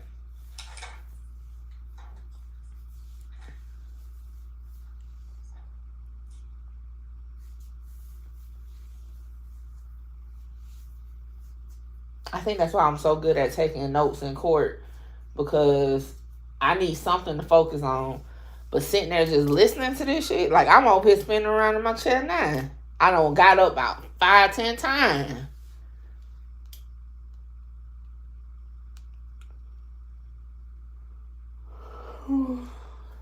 See, I'm yarning now. Listen to shit.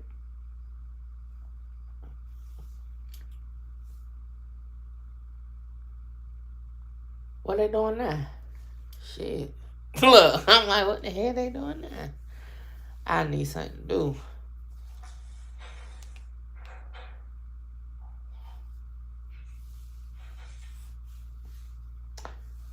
And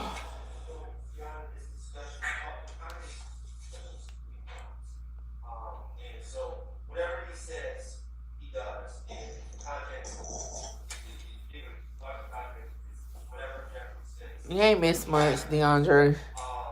That is a broad character statement in the sport. Whatever crimes Jeffrey says she commits, that's a broad character statement that would violate 404 D, bad character evidence, and 403, Your Honor, as well. But then, they get into how much Shannon's getting paid, and it's saying nothing. Well, guess what? How much he get paid? The fuck?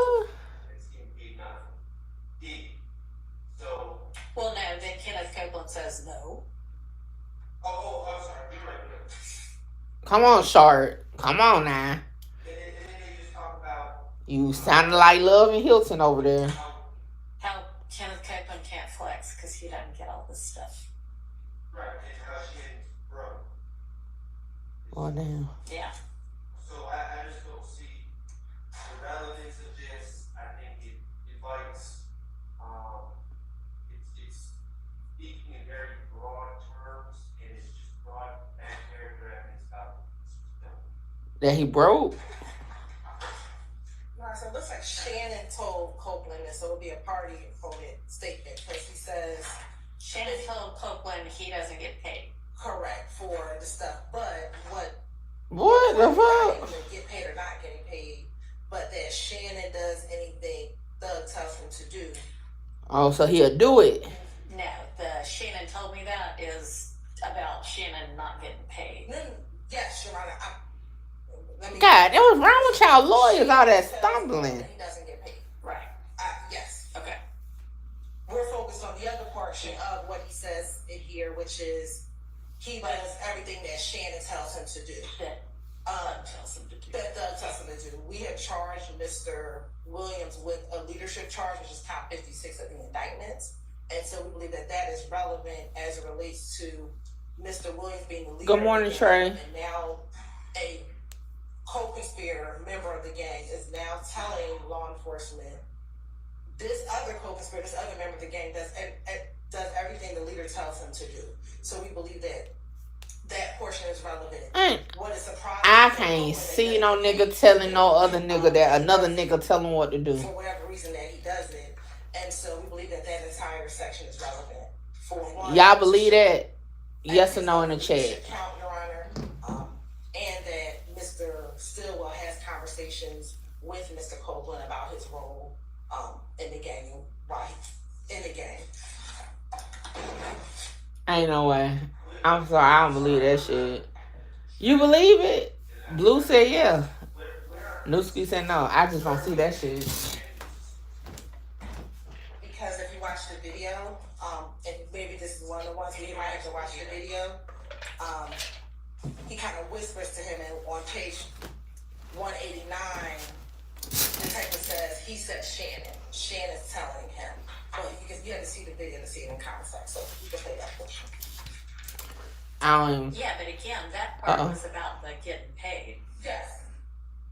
And so what Mr. Shart is asking is, where's your information that Shannon is the source of Mr. Copeland's knowledge that Shannon does whatever Thug tells him? So Shannon missed a few things. I ain't never heard a nigga say another nigga tell him what to do and he do it. Never.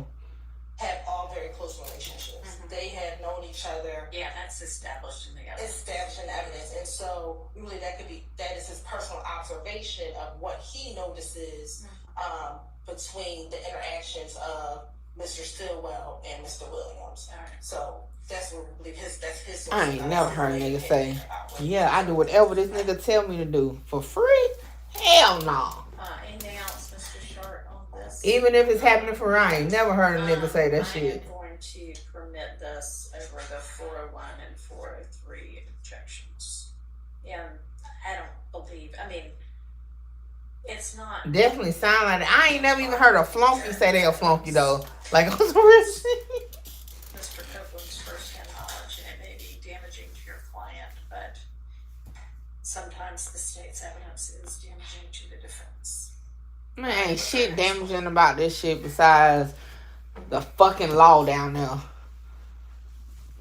But yeah, I just don't believe that shit. We have that the defense wanted out was page 202, line 14 through line 20.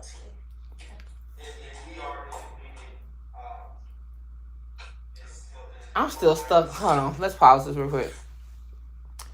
Y'all, I'm just stuck on that. Like, how that shit just walked in there. Like, a nigga sitting there and say, yeah, I do whatever this nigga say.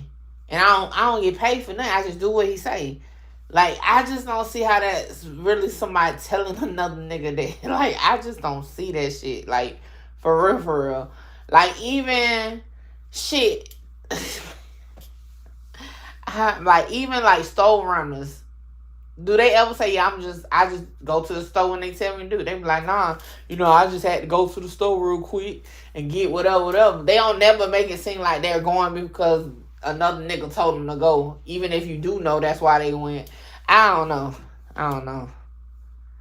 I guess maybe we just got cocky flunkies around here. You know what I'm saying? I'm just... Maybe they act like they more than what they are here. I just ain't never witnessed a nigga actually say, yeah, I'm a store runner. I do whatever Mickey tell me to do or whatever. I ain't never. That shit crazy. Whew. Yes. Right, Kimber, what I'm saying. Have you, okay, so let me ask y'all this. So Blue said he has. Have y'all ever known, quote unquote, a store runner that literally say, yes, I'm a store runner? Like, they actually call themselves a store runner. Now, other people on the outside will call them store runners, but have you ever heard a flunky, a store runner, a do-boy ever admit that that's what they are? Like, for real. Like, that's what I'm trying to ask you. Have y'all ever heard somebody admit that's what they is? Like, I've never. Like, even though we know that's what they are, I have never heard of somebody saying that's what they are. Like, on some real shit. Now, I'm going to tell you this.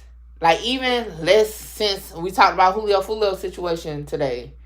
You know what I'm saying? Like, even with the ATK members, and they be like, little do-its or whatever, they even be like, we our own men, whatever. They don't even admit to being a do-it per se. They say they their own man, they do what they want to do. Like, I've never heard nobody admit to that. That's just me, though. I don't know everybody, but that's just me. We're going to continue.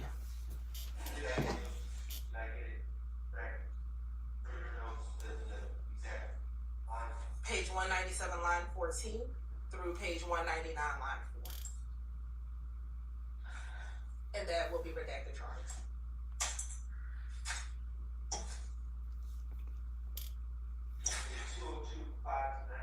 14 through 20.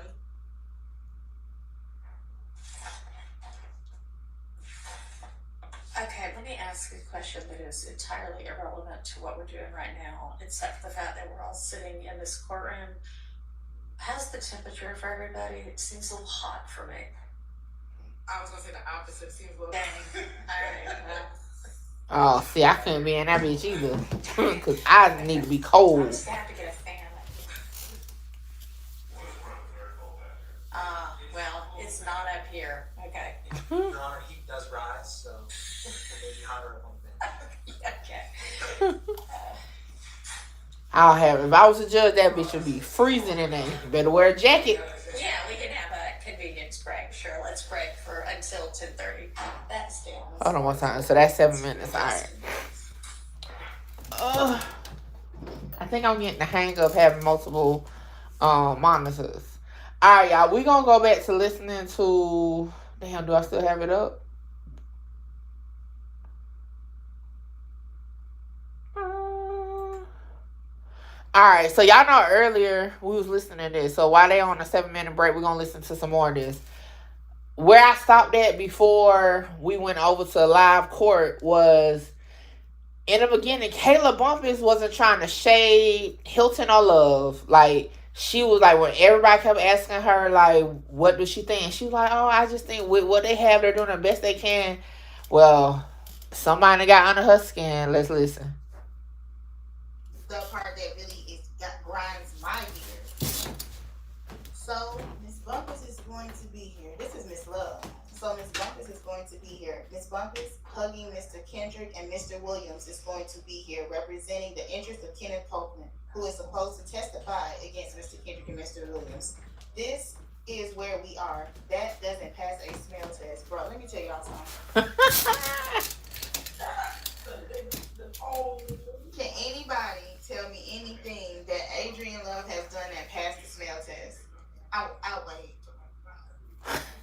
Not at all. Not at all.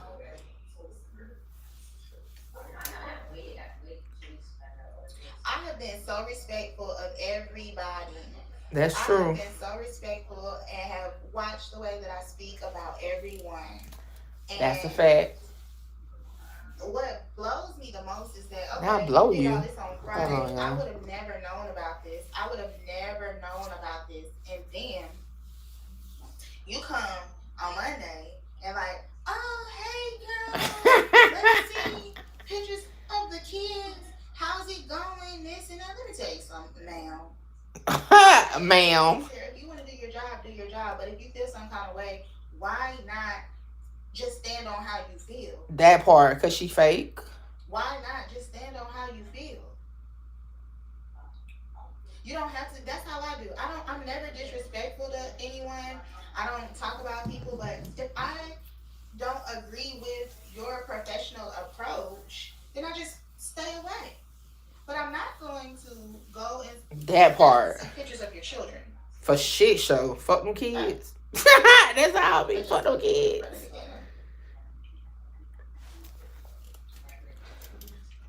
They had Kayla fucked up. Kayla said, fuck that shit. Start right here.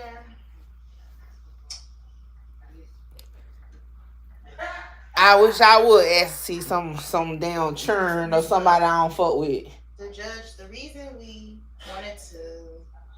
I specifically wanted to talk to you is that I have a concern about the representation being made.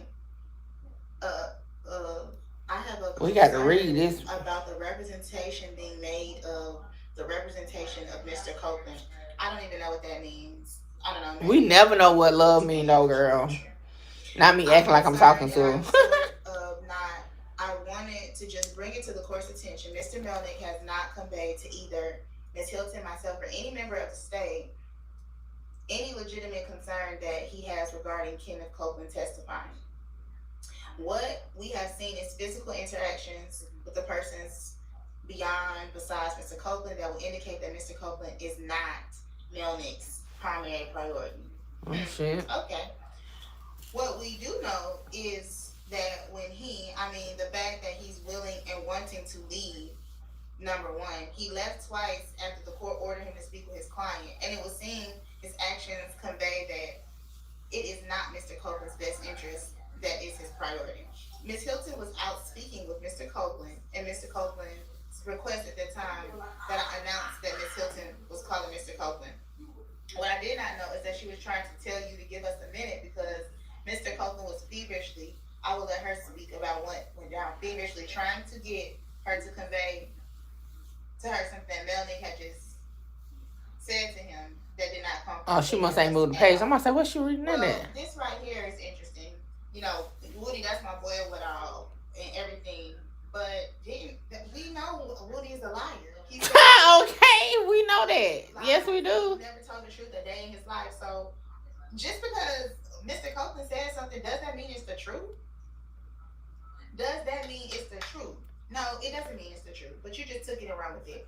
Anyway. That part, we been saying that shit, Caleb, for sure. So what was that, Miss Hilton? Here it goes. Come on. So let me just put this order in operation. I got up because Chief Deputy Long said he wants to talk to you. Come out. So when I went in the room, Melanie either came in or out. And what Mr. Copeland said, and I think he wanted to get some autonomy. I want to talk to you. He's like, I've already talked to, but I want to talk to her. And Mr. Melanie kept like blocking him being able to talk to me. Okay. I was like, well, clearly you want to talk to him, so I'll step out and you can come in. Mr. Melnick spoke to him, and I think he was trying to eat up time because he knew that you were coming out. So by the time I got back in there, he started, come on, the judge is waiting. And that's why he stormed it angry. Miss Love, he's being Mr. Copeland. And you're being Miss Love. Anyway, Miss Hilton, because I think he was trying to convey to me some concerns he had. And also, I was trying to have the conversation because Mr. Copeland and I have been having really good conversations since Friday, like very, very good conversations. Y'all been having conversations since Friday, knowing he was represented by Attorney Melnick. Wrong. That's wrong. Wrong. Pop your shit, girl. Just not even about the facts of the case, but just life experiences. Shouldn't be talking to him at all. Anyways. Who lying? Kayla lying? Who you saying lying, Blue? With him, so she thought I lied to him. So I was trying to explain to him, girl. So I guess the state has Mr. Copeland's best interest in mind. Okay. And by that she means today about, I don't even know what they're talking about, Miss Hilton. We believe that something was being conveyed. Has anybody heard what he is trying to convey yet? I haven't gotten to where she talked about me bad yet. So let's just hold on. This is my first time reading it with you guys. This is my first time reading this, okay? I just got it in the hallway, sitting out in the hallway Chronicles, guys. Okay, so Miss Tasha's over there talking to Rachel. They're having a good time. Rachel's helping me get ready for my Rule 22, whatever's about to happen. But anyway, so, Love, we never said that, but anyways, okay. Oh, Hilton. Oh, we know they all, Hilton and Love be lying. That's when he stormed in and got angry. And the result I got was what I gave when we started. So at this point, I'm very concerning. You go, Miss Love. He, meaning Mr. Copeland, stormed in and got angry. The timing of everything is very ironic. We laid it out on the record earlier about what happened, and I don't believe that Mr. Copeland's best interest is being served at this moment, given that, Mr. Melnick was willing to take a vacation. Bro, this vacation was pre-planned. Right. Vacation was pre-planned. They just got up and told Mr. Melnick, they never ever tried to include him in when Mr. Copeland would be testifying. So he did not, it's not like he had advance notice. It's not like he knew months ago that this is the day that Mr. Copeland would be testifying. But anyway.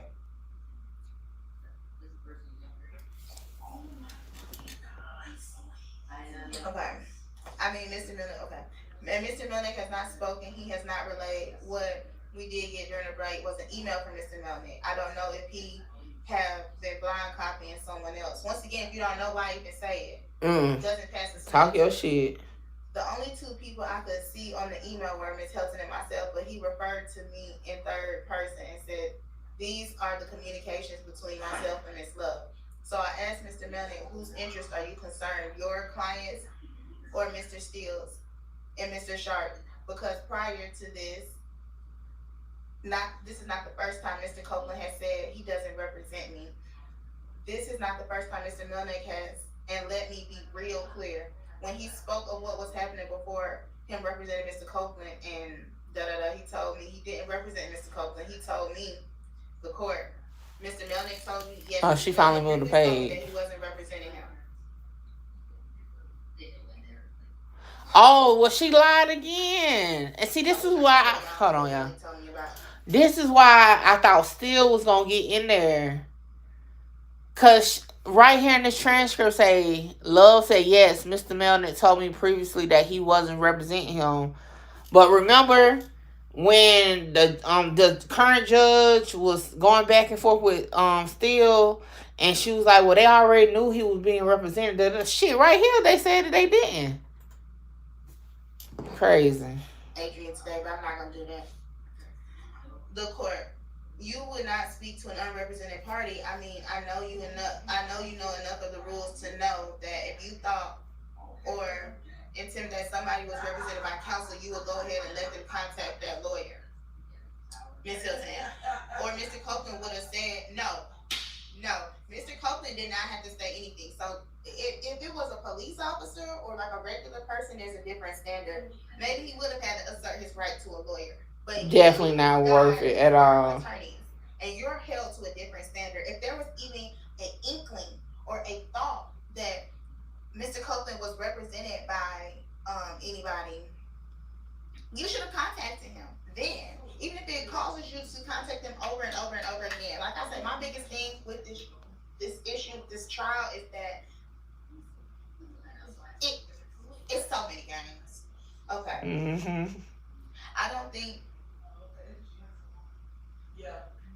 Yes, I'm mad.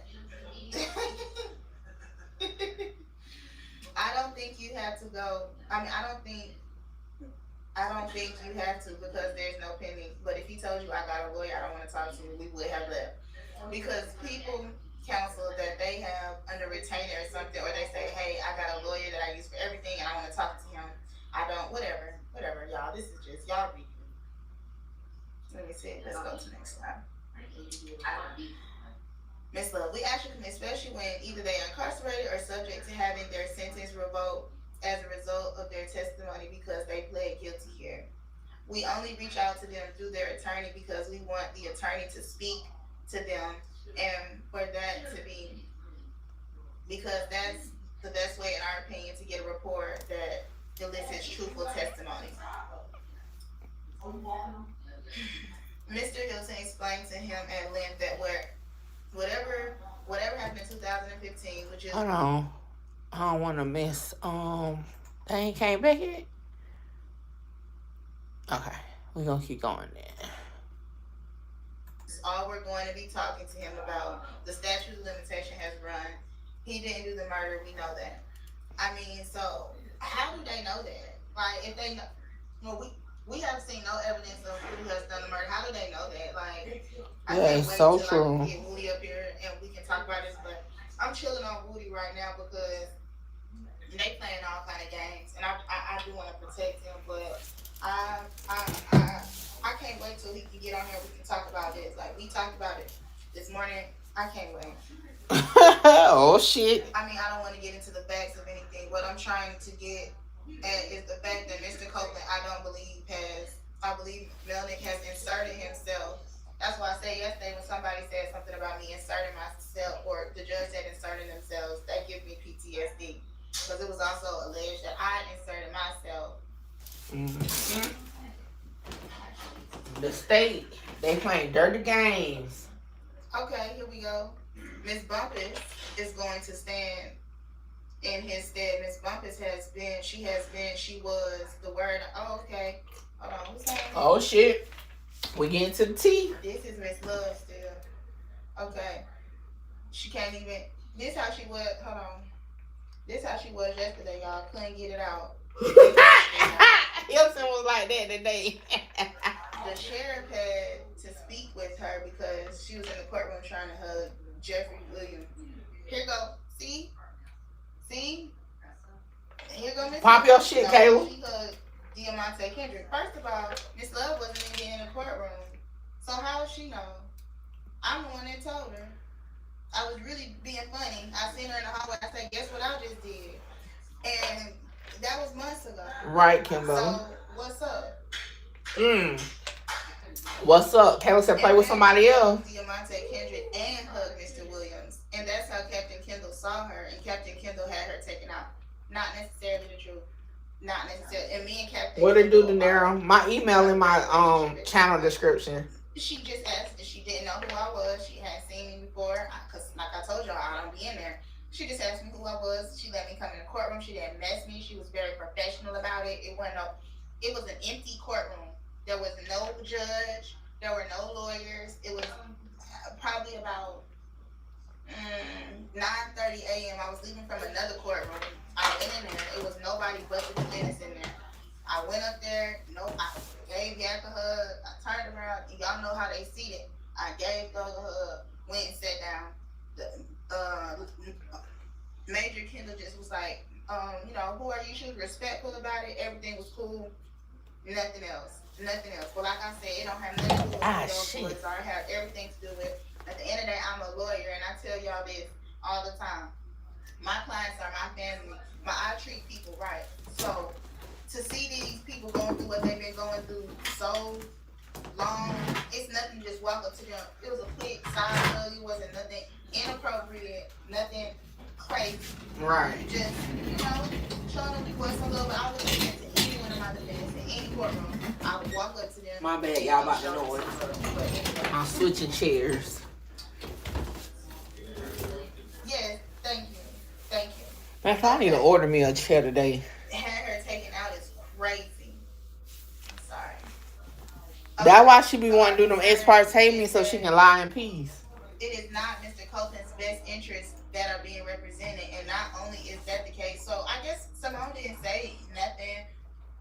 So honestly, I don't even know if Simone saw it. I can't say Simone was in the courtroom, but that don't, y'all so messy with that, but that don't really say nothing. I mean, she just said in fact she heard that that's the truth.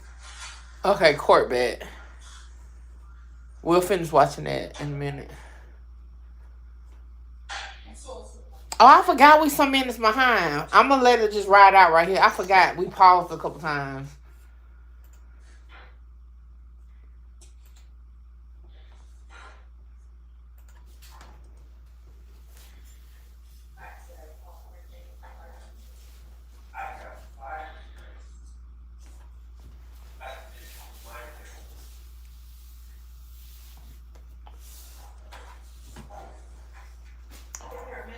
Before, that's fine, but before I have, for you, page 202, 14 through 20, what you're saying is...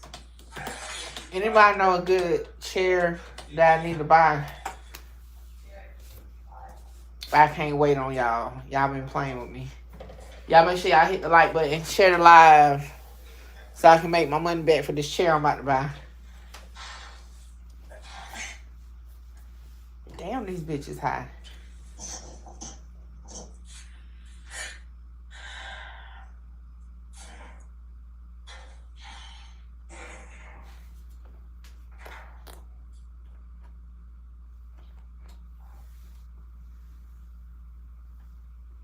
Okay. Not the kids. Off the cuff, not referring to any specific incident of Kenneth and Shannon getting into arguments and people coming to shoot it down. And then Kenneth is saying Shannon doesn't stand for people shooting at him. That is my interpretation. And then where does Shannon keep his guns at? Kenneth Copeland says, shoot on him. And that man got a gun every day. Damn. Run though. And we're not talking about a specific incident. We're not talking about an overt act. We're just talking about character. Shannon keeps a gun on him. Get into arguments with people. They shoot at us. Again, not talking about a specific act. Just generally, and Shannon ain't going for it when people shoot it.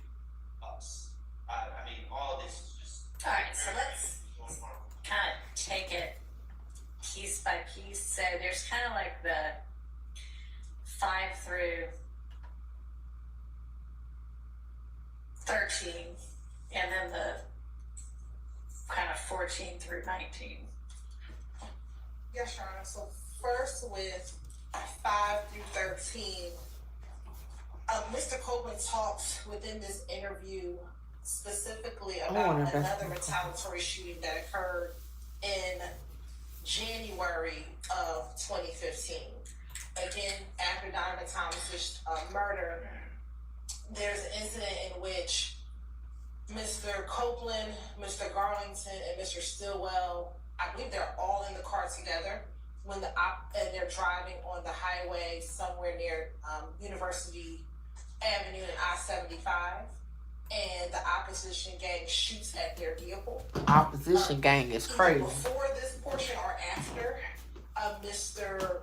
Copeland tells the detectives that Shannon was upset with him because he didn't want to shoot back at the other car. So I think when you think about that part of the transcript in context with this, what he's saying in lines 5 through 8, but what I'm saying, me and Shannon get in an argument plenty of times because these N-words done came, shot at us, or did something. And what I believe you hear him say, I never did shoot back at him. And so he's talking about that particular. And Shannon didn't like that. Yeah, I saw that in other interviews. Okay. Yeah. So we believe that's relevant, that furthers what he just said earlier in this interview about Shannon not liking the fact that he was not retaliating back against the individuals shooting at them. Now, when you go down to 14 through 19, Your Honor, we do not believe that this is bad character, incidental character, Your Honor. We have a case that I would like to cite for the court, which is Lyons v. State, 309, Georgia, 15, which is a 2020 case, Your Honor. And this case specifically talks about the defendant in this case thought that the trial court abused its discretion in admitting a photograph showing the defendant in possession of a gun because it improperly placed his character in issue and was highly prejudicial. And the Supreme Court disagreed, and I'll just go to what they cited. 309 Georgia. 15. Yeah, I mean, is it basically just for the proposition that owning guns and having guns is a character evidence? Correct, Your Honor. And what we've also, owning or frequently carrying a pistol does not impute to him generally bad character, Your Honor. So the fact that his friend knows that he keeps the gun on him would be relevant, especially in this overall conspiracy and gang indictment that we have before the court trial. Anything else, Mr. Sharp? I'm trying to look at Lyons real quick because I have a suspicion. Lyons a convicted felon?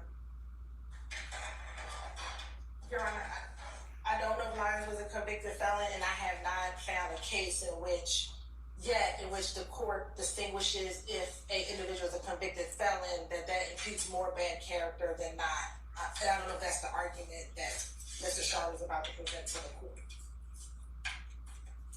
Well, okay.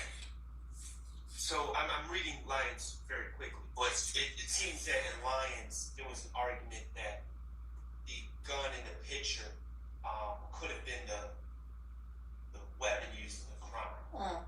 I mean, that's not what we're dealing with here. Okay, but is it standing for whether it stands for it or not, there is a general proposition in the law in Georgia that owning and frequently carrying guns is a bad character evidence. Unless you're a convicted felon. Do you have evidence? I mean, not evidence. Do you have case law on that?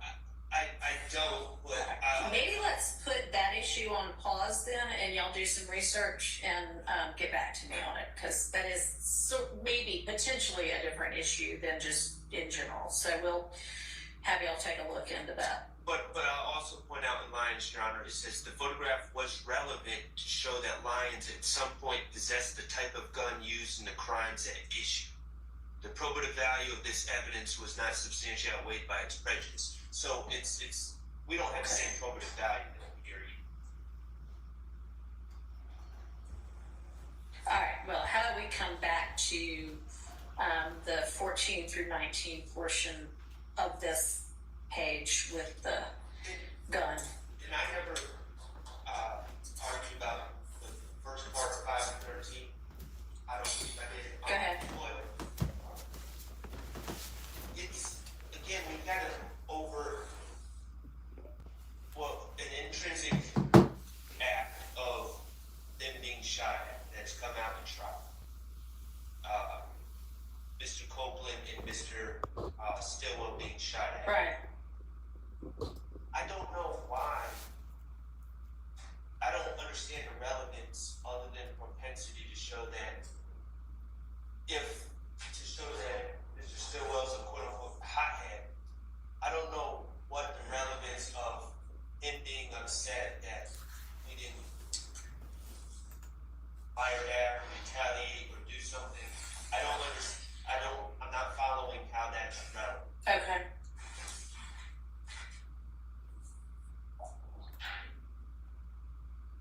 You're right. It's not relevant to show he's a hothead. It's relevant to show that he wanted to retaliate against the opposing gang in the middle of a gang war between these two rival gangs. And so, dang, he can't do shit without it being part of the gang. That's crazy. Y'all better stay out them damn gangs. This one wanted to retaliate in this ongoing war between YSL and YFN. And he's also charged in another retaliatory shooting later on in 2022 as still part of this ongoing war between these two rival gangs. So from 2015 to 2022, this war is going on, and Shannon is one of the members who wants to retaliate. And I think this is evidence of that. And it's a long war. Well, I mean, it also shows the relationship between the two of them, which I would think is relevant to sorting out. Shark, you falling off. You gotta get some stronger comebacks. Okay. With your I am objection. going to permit the 5 through 13 portion in over the objections and don't find it substantially more prejudicial than probative under 403. And y'all get back to me with any law you can find on 14 through 19. So we'll remember to revisit that. Damn, they letting shit in that wasn't in the first time. Now, that'd be great. So, Hall, Hall versus State. What to do, Alabama hitter? 20 is old. 20-0 Georgia Appeal 210. I'm sorry, say the first three. 280? No. What did you say? 180. 180, an oldie. We're going back. 180 Georgia. Appeal Okay. 210. Okay. And it's 348 Southeast 2D 736. It's 1986. Okay. Goddamn, before I was even alive. What it says is the defendant stated on direct that he knew what was in the bag. At worst, he admitted only one of the elements of the crime of possession of a firearm by a convicted felon. The simple rule announced by the Phillips court clearly states that character is not an issue until a defendant admits any prior criminal conduct. Oh, However, shit. no criminal conduct could be shown until after is italicized. The prior conviction was admitted into evidence over the objection of defense counsel because possession of a gun is presumptively lawful. Allowing the prior conviction into evidence in order to place the defendant's character in issue demands circular logic and defies even the broader parameters of the simple rule of Phillips. Here, I'm telling the court that there's an exhibit, I don't know the number, that Mr. Stillwell is a convicted felon. And additionally, he's charged with possession of firearm by a convicted felon several times in this indictment. So that increases the prejudicial value because it goes right to a substantive charge. And to say he runs around with, I'm sorry, did I? Go ahead. To say that he runs around, he being Mr. Stillwell, runs around with a gun at all times, his conviction is back. It's in this case. Somebody, please help me, but I'm going to tell you it is. For the supposed conspiracy that started the conviction back like 2012, I think, but I'm not sure on that. I don't want to make that up. The trial, Judge Glanville allowed the state over my objection to actually commit, I think, 5 prior convictions in this establish he was a convicted felon. Okay. All right, I'll take a look at it over the lunch break and give the state a chance to come up with their own case law on that. And so, I mean, are y'all kind of arguing that this is, and by y'all, I mean the defense, are you arguing, I mean, I know you're arguing, so this makes it really prejudicial because it makes it more, well, I don't know, I don't want to rephrase, but are you saying that, well, this evidence makes it more likely that they will find him guilty of possessing a firearm as a convicted felon as charged? He's charged with, I think, 2 counts. Okay. And essentially, Mr. Copeland saying, hey, he always illegally carries a gun as a possession as a convicted felon. And of course, that is, in our estimation, very prejudicial and shows propensity, which should not be considered by the jury when they consider these specific charges. So on the propensity issue, though, are you saying this is... Say your words wisely, Shark, because she up on it. Well, they haven't given for me notice. Right, because all of this is intrinsic. And so... Oh, shit, she about to allow it. If it's going to be out on the basis of its, you know, illegal propensity evidence, you would have to not already be in as intrinsic evidence. Well, my understanding, and I know Your Honor has a long background in law, so I could be wrong. My understanding is intrinsic evidence we're dealing with specific acts. This isn't dealing with a specific act. This is just a gentleman saying, oh, this man is known to carry guns. He always carries guns. He always has one on him. So, I mean, it would be like if someone's charged with murder and then, like, someone just says in a tape, oh, well, this guy's everyone knows he's the biggest killer of all time, you know, and it's just like, well, that's a problem in front of the jury. Well, okay, so, I mean, this is essentially... She about to let it in. To my knowledge... By me, I mean, at this point, Copeland saying, hey, as far as I know him, and I know him, he carries a gun on him all of the time, which obviously y'all would not like to come in because it does make it more likely that he had a gun on the instances in which he's charged in the indictment with having a gun. But why does that get excluded? So y'all find some law, and then we'll check it up after you've presented whatever you have and after lunch. Because I'm not sure that being able to say, I know, you know, from my own personal knowledge of him, that he typically carries a gun is excludable simply because it makes it more likely that some of the charges against him might be true. That makes it relevant. So, I don't know. Y'all come up with something. Got to come with better arguments with her than, oh boy, Glanville used to let that shit go.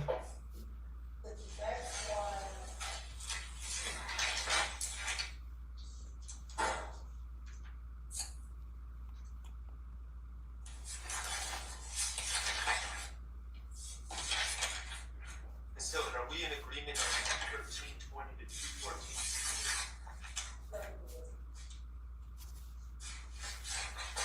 The state getting all that shit in now.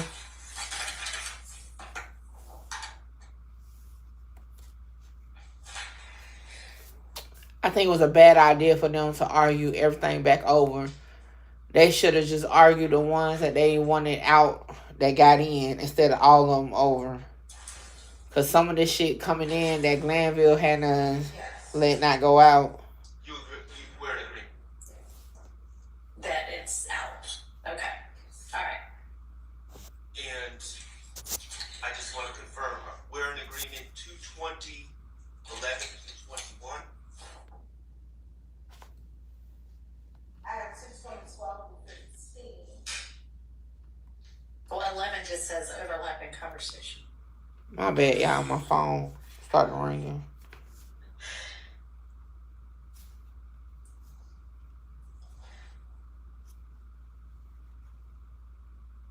You said 15? Yep. 12 and a half and 15, so it's not after.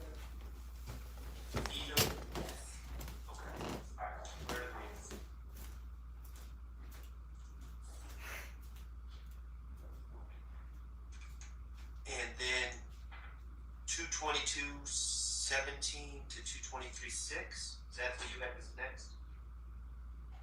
Yes.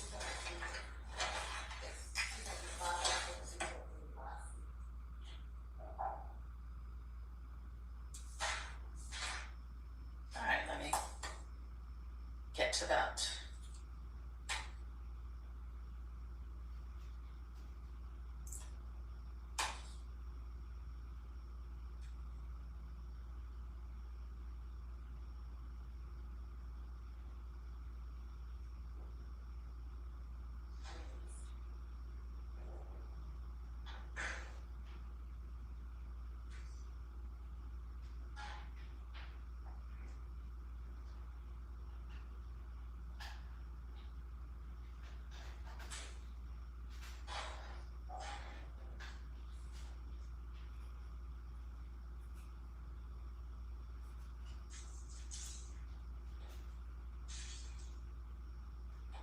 Sorry, I was reading the wrong page.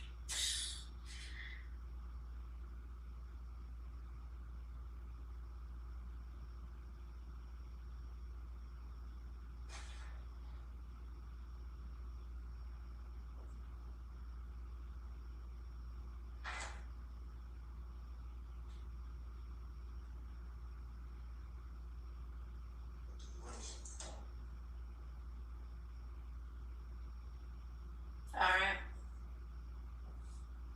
Your Honor, I'm just going by the transcript. I have the number of amount of writing I have on it. I don't know if the transcript. This might be one that we need to give. Okay.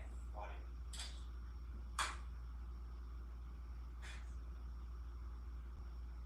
Do you want to tell me what your objection is, or objections are? Well, from my notes, I believe that Mr. Copeland is claiming that the game was something involving the game was shot up, Mm-hmm. and that Jeffrey supposedly told Shannon to do it. Now, this doesn't go to admissibility. I don't know of anything involving the game being shot up, first of all. So I think this is just a big lie. But that being said, the game had nothing. I mean, this is an overt act. The game is a gentleman named, I think his name is Jason Taylor.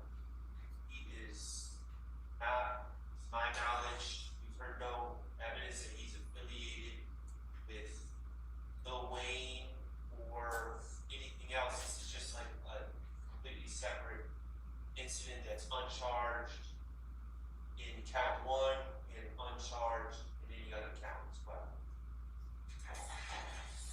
So, Your Honor, as I mentioned earlier, during the period of time when there was the conflict between Mr. Williams and Mr. Dwayne Carter, a number of other artists took sides, and we believe that the game took the side of Mr. Carter. And during that portion of time, we actually have entered into a video in which Shannon Stillwell and Quindarius Zachary are in a video threatening the game. Oh, Lord. Y'all been leave them videos alone. Why did it stop? The hell? Hold on, y'all. That was not me. That was a Live 11 with they bullshit. Teriyaki. I wonder why they stopped screaming.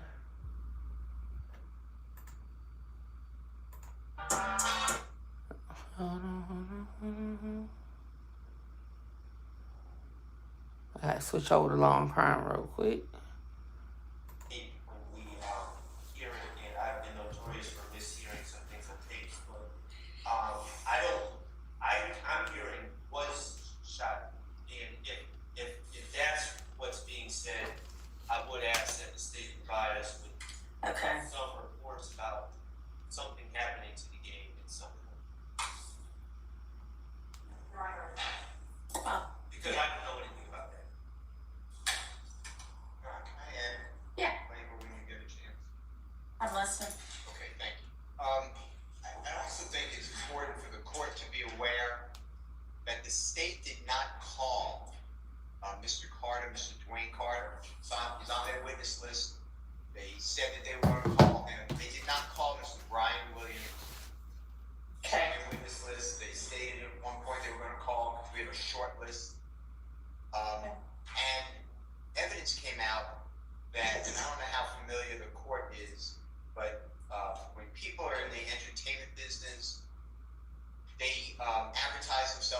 themselves drum up interest by doing things that are, I'm promoting an event for young children, or come to my concert, I'm going to kill somebody. Damn. Oh, they ain't promoting that shit. Marketing. Mm-hmm. So you're being told like it's proven. It's not proven that there was this feud and Mr. Stillwell was going to do this. There's zero evidence. Damn, I got to comb my hair before my appointment. That the game, it's a band. It's a musical band. Game is GAME. That they were shot at. That they were bothered. That there was any issue. This is all the theory of the state. It's also, the real theory is that there was this gang war. I'm just repeating a term. Between a alleged gang of YSL and alleged gang of IF. These other people have nothing to do with that. I heard you ask earlier, so this was involved in there's nothing. This is just what we've been dealing with in this case. It's just everything has come in on a state's theory without the evidence backing it up. Yeah. And then the gang experts, quote unquote, come in and they say, well, this is what we said, and we found out. And I asked, well, who'd you find out from? And they say, I don't know. I don't have a file. I can't give you a report. And that's what we've been dealing with. Ms. Hilton said earlier, and Mr. Winfrey pled guilty to this. It's a subject of emotion that I don't think you touched on yet, but I did an attorney proffer. I sent it to you once you were announced as the Honorable Court taking over. I sent you 8 attachments. And what happened in that is Mr. Winfrey did plead guilty. He was charged in another county, Cobb County, before the Honorable Judge Staley. And he pled guilty. He was charged with a RICO violation, gang act. It was a long indictment. He was indicted along with the shooting on April 26th of 2015. You've been referred to it today as Little Wayne bus shooting. Okay. What the state did though was rather shocking. They had Detective Racy on the stand. Over objection, they played a Get in A still. I know where you're going with this. Get in A. who are not testifying in the case, saying that when Mr. Winfrey gets out of jail in Cobb County, there's $250,000, $250,000, and a Porsche waiting for him, a Porsche vehicle waiting for him. The state took that with Detective Racy, who was under the directive of Ms. Hilton, and said, well, that's his reward for not folding and giving testimony against the gang. And then Ms. Hilton asks Detective Racy, and within a month, Mr. Winfrey pled guilty. So I asked to approach the bench. There's a case. It's Winfrey versus State in the Georgia Supreme Court. I can get to the site. That vacated that guilty plea. That guilty plea was found to be coerced by the Honorable Judge Staley, and it's void and cannot be used. I raised that with Judge Glanville to say, well, how did that happen just now?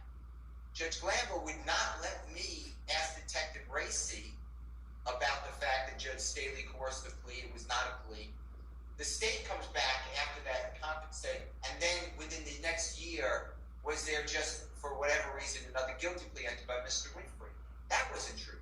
It was 5 years later, and Mr. Winfrey entered an Alfred plea, specifically said, I do not admit guilt. This is on the record. Yeah. And he had the Honorable Steve Sadow, which is S-A-D-O-W, representing him. And he specifically said, I'm going to trial, except I've been in jail for 5 years Right. at the time so set. But what I'm trying to make to you, and I thank you for allowing me to speak a long time. I didn't expect to go into all this, but you need the lawyers to tell you what went on, because you're catching up and accurately. And just to say that this is intrinsic, this is extrinsic evidence. This is not dealing with the gang war. This is dealing with an issue that Good morning, Larry. up to the jury. I understand that. Arguably, is all advertising or puffing. And to act like this is reality without giving you the other side is just wrong. So that's what I want. All right, thank you. I understand that a lot of this Porsche portions of this case. Good morning, the state's Nikki. theory is, hey, they may be saying this in the context of promoting or of singing even, but they're talking about real life, and we can use it as evidence. I know that the defense position is, What's and up, I Jeff assume you're Dean? going to argue to the jury if we get to that, is, y'all, this is a music industry kind of, this is how the business works, and that's all it is. And that's not up to me to decide. That's up to the jury to decide whether, you know. I'm about to throw something at that dude head. Shake your head again. They think y'all ain't winning shit. and whether the state has proven its case beyond a reasonable doubt or not. So I appreciate the background, and I understand that. She With about to regard deny to it. the Because the guilty judge plea did. that at the time, I mean, he did enter a guilty plea. My understanding is, and I read what you had filed, I didn't know that there was anything still pending in terms of anything for me to decide, because that's already happened in this case. And even if his later plea was an Alford, we all know that an Alford plea is this, I mean, he may not be admitting guilt, but it can be used. He's saying, I'm pleading guilty because I think it's in my best interest. Man, I've already basically done the time. I might as well plead guilty and have this done and in my past, but it still can be used as evidence against She him. about to deny it. So, Judge Glanville denied it. You know, She ain't gonna go against it. I don't know what I would have done with regard to whether I let you probe that issue or not with this witness. But that already happened. So is there anything still pending that I need to rule on with regard to that? Yes, and this has happened a lot. So Mr. Winfrey, to my belief, is not going to testify either. He's charged in this case. Okay. He's in the Fulton County Jail. I'm going to say has counsel, but now I'm not 100% sure. I believe he has counsel, but I'm not sure. But there's a case, so he's not here. We can't cross-examine him. The tendering of an Alford plea or a guilty plea or a NOLA plea. NOLA plea can't be used. Right. Guilty plea and Alford plea. The person, Mr. Williams, has the right. That's a confrontation clause. That's a statement made in court for purpose of prosecution. That triggers a confrontation clause. Mm-hmm. And that's under Overstreet. OVERSTREET versus State. It's 312 Georgia, 565. Your Honor, it's in footnote 864 Southeast 214, 2021. And in that footnote, it argued a case called State versus Jefferson, like the third president. And what it says is a co-defendant, co-indictee's guilty plea, when they're not testifying, is a confrontation clause violation to be used against, in this case, Mr. Williams. So let me ask you something. So what he is indicted for in this case, this RICO. Right, this, this instant case, that's not what he pled guilty to before Judge Staley and then entered a Galford plea to later, is it? He did, because it's also an overt act. All right, he pled guilty to something that's alleged as an overt act as part of RICO. That's true. Okay. He being, He went free. Yes, that's okay.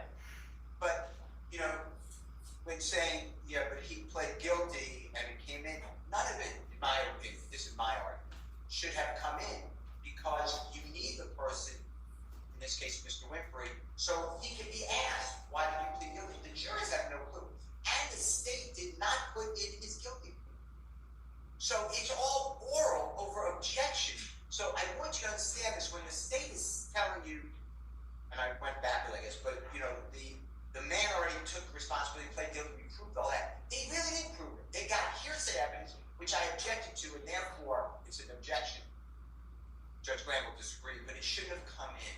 Judge Glanville let it in for a statement against the co-conspirator, a statement against his interests. He's not here. That doesn't apply either. That man's not on trial.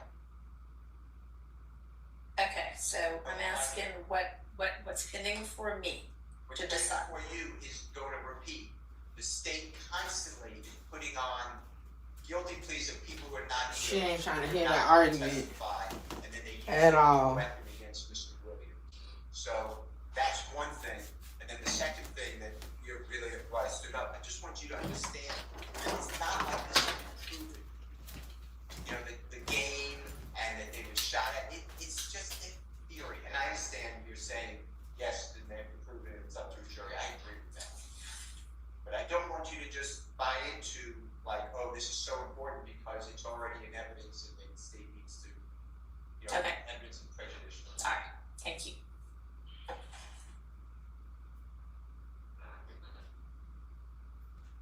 Okay, so I'm not even sure where we were I think with we were regard gonna to this. play. Yes. We're just- Exactly. Okay.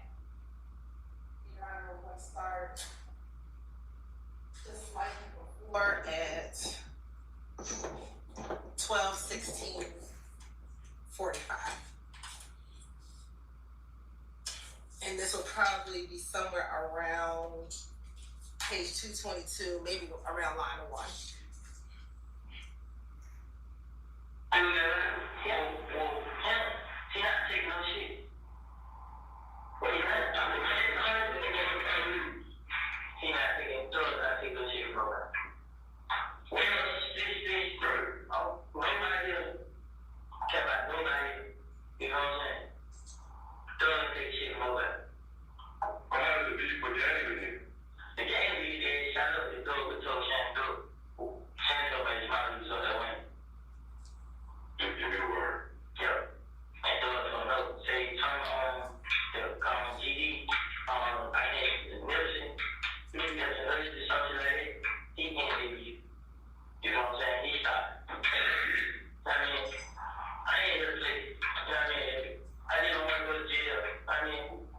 We're gonna stop it at 12:17. All right, if y'all want me to figure out what got said, then I'm gonna have to have that tape. I'm gonna have to slow it down. I have no idea what he said. I mean, I know a lot of it, but the little part that y'all don't know either, I'd have to listen to it a couple of times. So, I don't know. Want to play that? Yeah. Song there? Yeah. Not the whole thing, just that part that is kind of hard to, like, line 19, the game fixing to get their ass shut up as a thing. But after that is what the.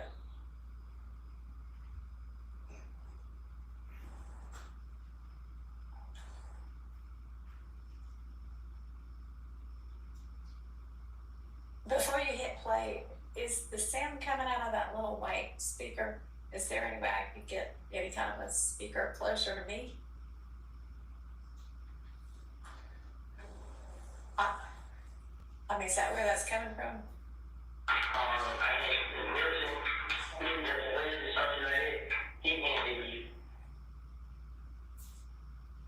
It may not move far. In which case, That's not as far, Your Honor, but it's not gonna do much. So just put it back where it was. Thanks, though.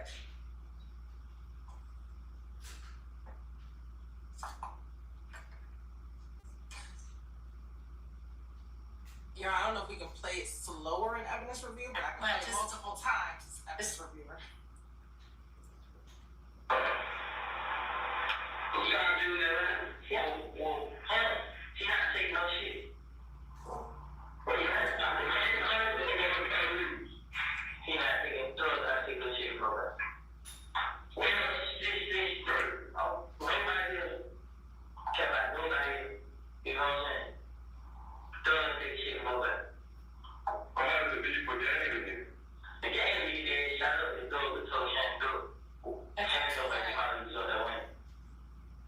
What I hear them saying is the game fixed to get his ass shut up if Thug had told Shannon to do it.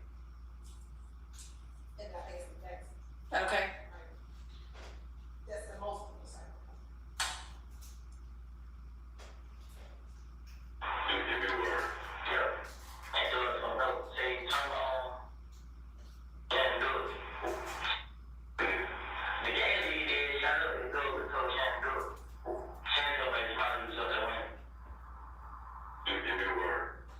Shannon, nobody say something like if Doug would have told Shannon to do it.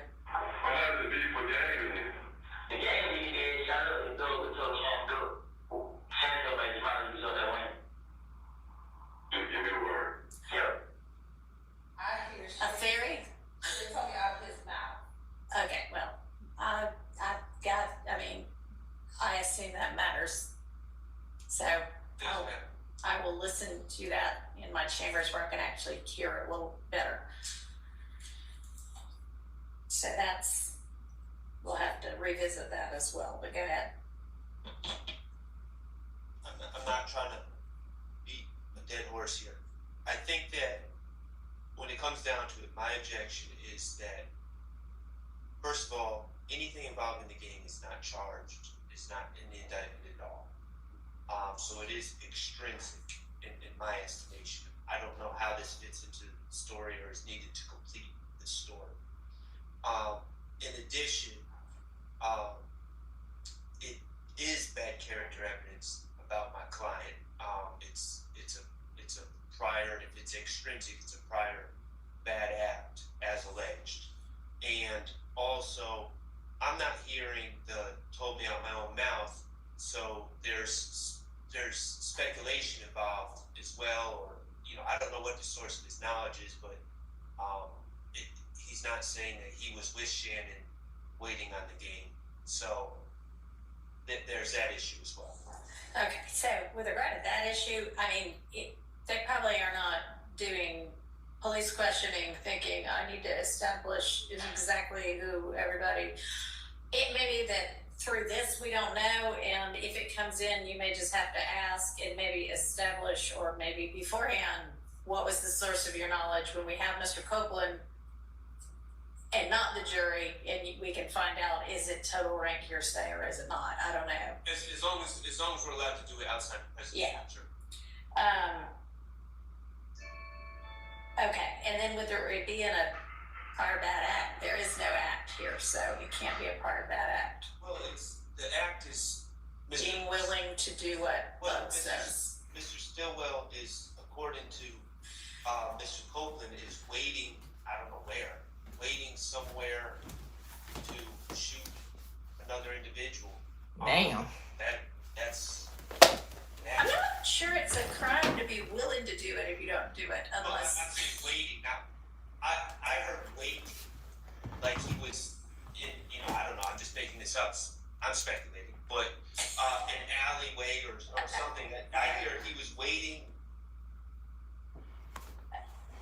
Okay, I don't think that's what it said, but I will re-listen to it. Okay, let's move on to the next one. The next one, we agree with based on, of course, prior to cover that, page 231, line 5,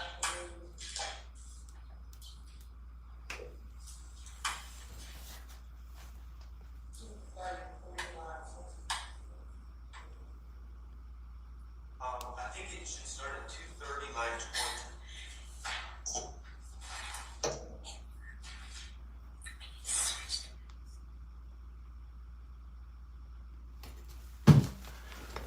They got to come with their A game, fuck around this judge. For real.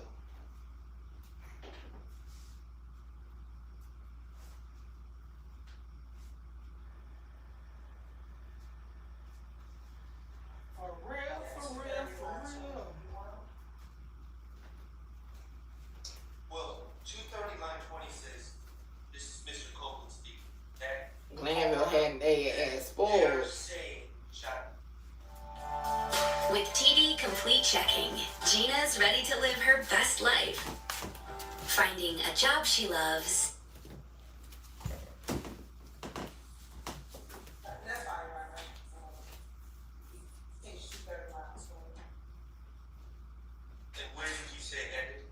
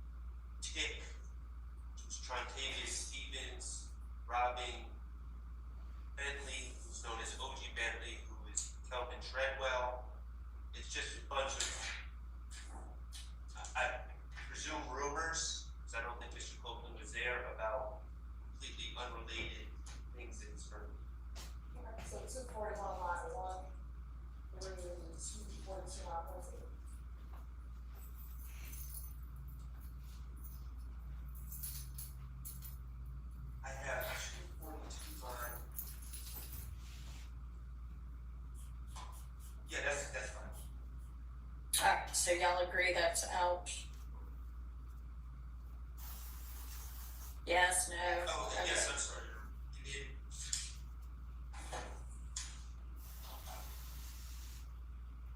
So the next one I have is 243 line. I'm going to say 1 because I don't have a line. 243 all the way to 248 line left. Okay, for real. Alright, She so listened I'm well glad and all. what I want y'all to do is get together beforehand and everything that is agreed to, y'all agree that it's agreed to, so that we spend the court time talking about the stuff that's not agreed to, okay? Yes, Your Honor. And I know y'all are doing the best you can, but try to do better.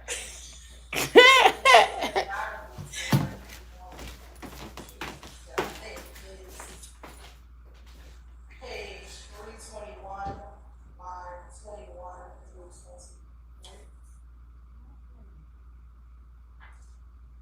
Alright, let me get there.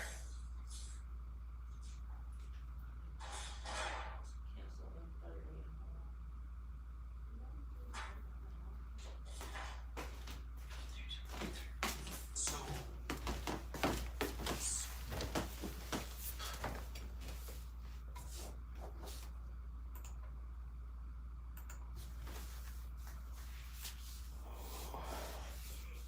Okay. All right, y'all. In about 10 minutes, I'm gonna be coming to an end. I got to go to the hairdresser. I missed yesterday. I ain't gonna miss today. Is the objection speculation?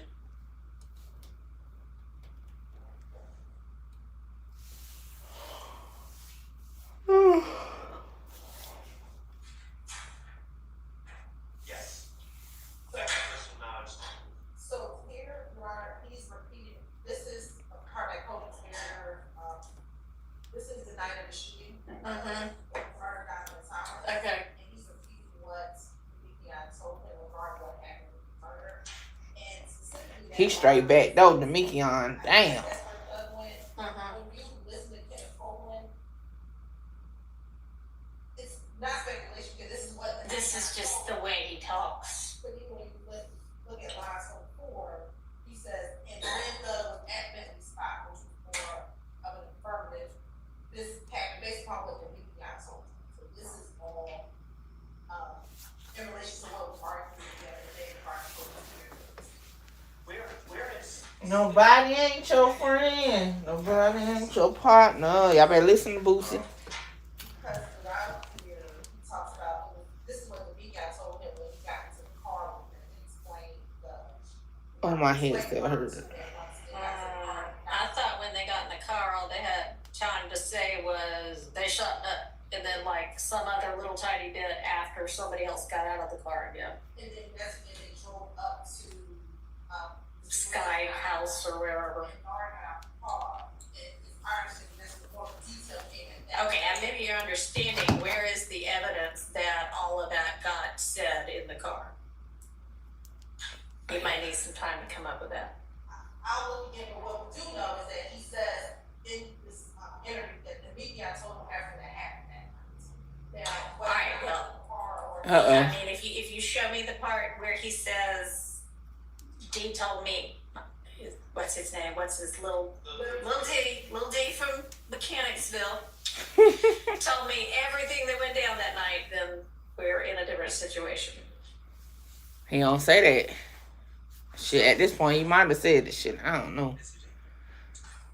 Woody gone bad for this shit.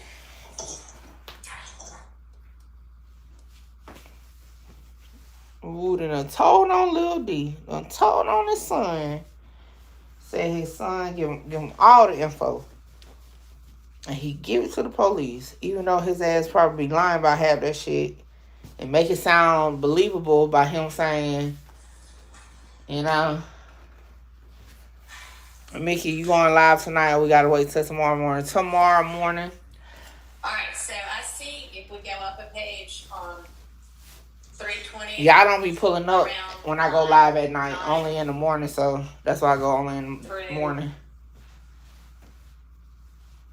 13, or really 17, 18. But he's at least saying Dee told me this. I'm gonna is drop all some the people videos that for were y'all today, though. involved. And he personally knew it because he was Once with I get them. my hair done. Okay.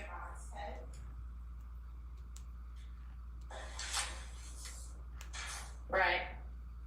He says, this is what little T broke the story down. He said, and then goes into what he said, which is all the sky houses and the road cast and let outside. Damn, he said it? Cars, whatever. Mm-hmm. I dropped shit and got the club's house and continues to elaborate. Right. So that's all what happened before him.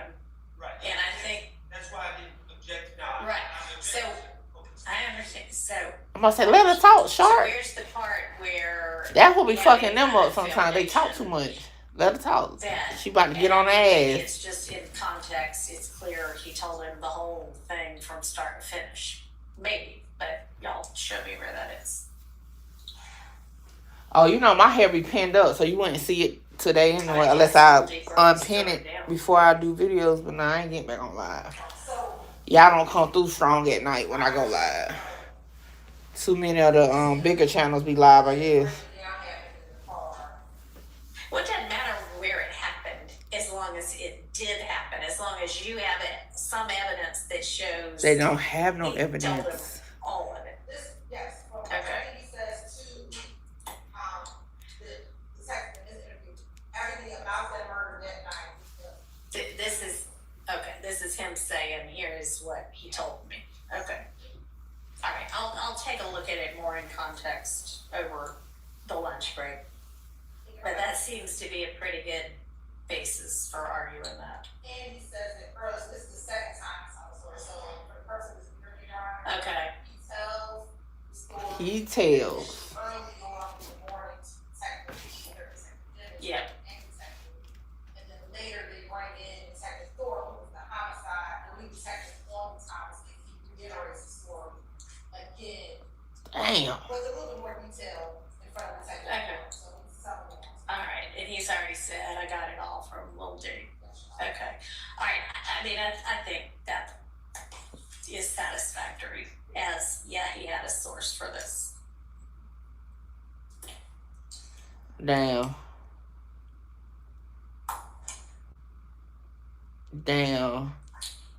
That's crazy. The next.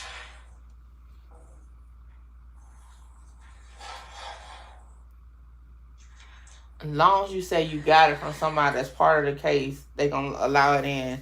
That's wild as hell. Just because he said that's where it came from. 341.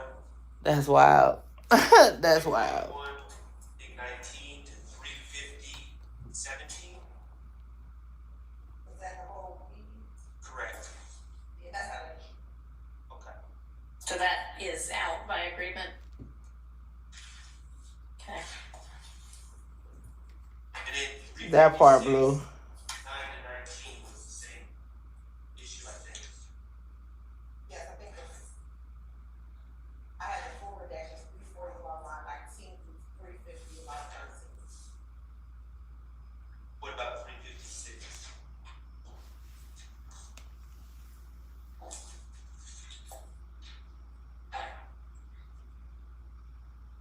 Yes, 9 through 20. Yes.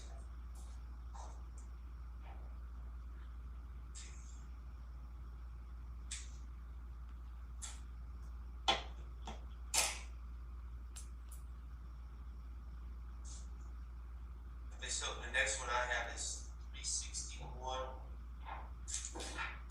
line 1 to 362, 10. I don't know if we had agreed to that.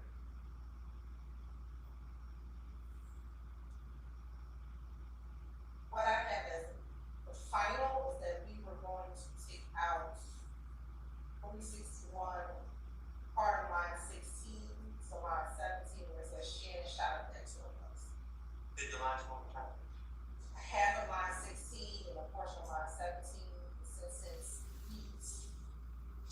shot up that tour bus.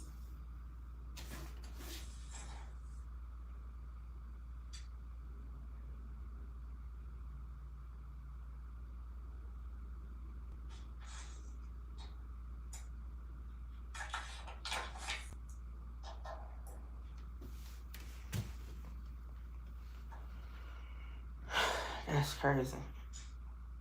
Well, I had to do a little research. Like, damn, they can just allow, like, a motherfucker can say, this person told you some shit, and this is allowed in court. They say, yep. That's crazy. That's crazy. All right, so that's out by agreement. There may be another part we need to take up, right? Right, well, part of that technical order says, this is 362 lines 7 and 10, which was included in my objection. I guess the state doesn't agree with that. Technical order. What you said, the piece of stuff we've been asking, you said without a hesitation, without a doubt, Shannon the one who shot the gun. And then Kenneth says, y'all keep thinking I'm doing stuff. And I'm not 100% certain on the context as I sit here now, but it's right after discussing the low wage. Well, what I believe is happening in this portion, Your Honor, if you go back to 361, Kenneth is elaborating that he's not the problem, it's Shannon. And so he goes on and he's saying Shannon is doing everything. Specifically, Woody ass probably was the one doing all that shit. Till Nut, Shannon shot that tour bus. Based upon prior ruling, you know, that should come out. Then he continues to go on, and he's saying, I ain't retaliated one time, now I'm on 362. And then Detective Thorpe, I guess, is trying to clarify, said, because you just said a key piece of stuff we've asking you, you said without a hesitation, without a doubt, Shannon the one who shot the gun. Because, and this will be speculated on my part, but I think because he's the investigator of the Donovan Thomas murder, that is what he is focused on. And then Kenneth Coleman doesn't even respond. He just says, y'all keep thinking I'm doing shit. I'm not doing nothing. I'm telling you, I'm fixing to go back to jail. I'm not trying to hurt anybody. Right. So he doesn't even respond to Detective Thorpe. So maybe we could just take that part out then? Right. The Detective Thorpe part? As well, without a hesitation. Yeah, okay, so why don't we just take out 7 through 11? So 362, 7 through 11. Or 10 or whatever. 10, I guess. Okay? Yes. All right, next one that we have dispute about. The next one we have this. Yes, because y'all can spend your lunch break talking about the ones you agree on. And then you can come back and put it all on the record.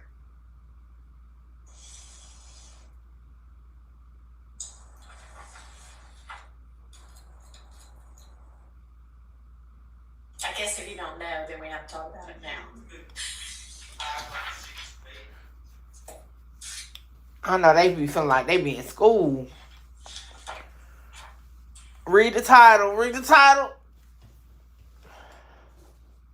Y'all gotta learn to read the titles. YSL trial. YSL trial.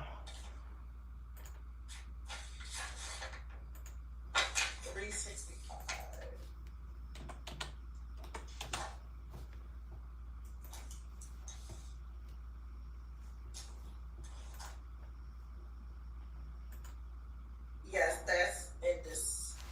Shout out to all the new subscribers for pulling up. That's in this. About 5 more minutes, we're gonna come to the end. Context of this is Quindarius Zachary, also known as the other little from Cleveland.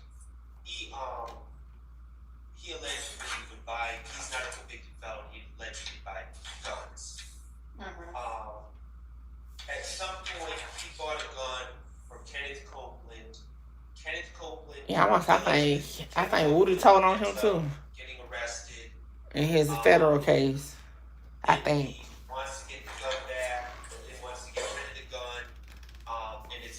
I think he did, because his name in that paper. Kenneth is arrested for because he's carrying it to the Dunbar Rec Center. Yep. Leaves it in the bleachers. Kenneth is saying that Jeffrey told Quindarius to buy the gun back from Kenneth. However, What it do, Mar? Kenneth was incarcerated throughout that period, my understanding. So I don't believe he's speaking on first-hand knowledge. He's just speculating or passing on hearsay that Jeffrey instructed Quindarius to buy the gun back from Kenneth. I don't believe he has any first-hand knowledge. So I have a different analysis. I believe that they are talking about initially buying the gun from the pawn shop. So if we go to, they're talking about the fact that Quindarius buys the gun, specifically most of the guns from Arrowhead Pawn Shop. And for the reason that Mr. Shar stated, the state believes because he was not a convicted felon, he would purchase a number of the guns on behalf of YSL members. And what the detectives are saying to Copeland is, you told him to buy the gun. Right. And he said, no, Doug told him to buy the gun initially. And then later on, there is some conversation about Mr. Copeland was arrested and he was going to try to sell the gun, which when he got out, and that's how he ended up. Yeah, this looks like the buying it to begin with, not the buying it back afterwards. Well, either way, Your Honor, I don't see any indication that it's anything but hearsay. Here's the other thing. Quindarius Zachary is apparently going to be called, so Quindarius Zachary would certainly have first-hand knowledge of That's true. him to buy a gun. And right now we have Kenneth Copeland on an out-of-court statement, possibly speculating or passing on He hearsay. might be cutting on this and that straw person. They ain't charging no Quindarius or Woody. It definitely will look bad on the up and coming for sure. Some foundational questions on the stand first, and then depending on what his response is, Okay. this would probably be a prior inconsistent statement. Depending on what his answer is, I don't know what it will be, but we can lay more foundation. Kimbella, if you in here, drop your How link. did this come about? How does he know Doug told him to buy the gun or not? All right. I would just ask that the foundation is laid. Outside the presence of the jury. Yeah, absolutely. Outside jury. Write that down. Okay, so we'll need some foundational questions on that. Assuming you can lay the right foundation that he actually knows it, then he ought to be able to say it. But we don't know that yet. All right. Hang on just a second. Miss Winfrey.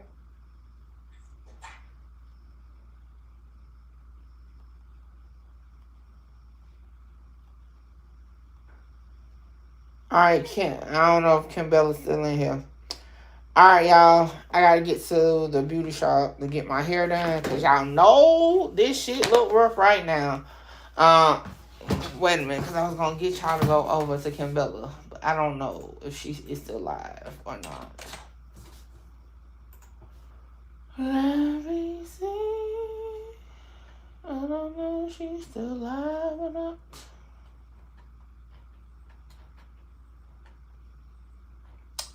Alright, yeah, I don't see that she's still alive. Oh, hold on, is she? Nah, she ain't alive. It says she live. Is she live? Portion. Alright. Y'all do me a favor. Y'all go over to Kimbella Roxy.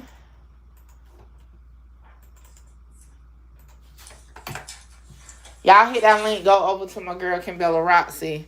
She gonna take it from here because I got to go. I can't be late. So I'm about to end this stream. I appreciate y'all. Y'all have a good day. Y'all already know where I'll be at tomorrow morning. All right, 10 a.m. and we in here. Okay, with that being said, thank y'all again for pulling up. I'm out.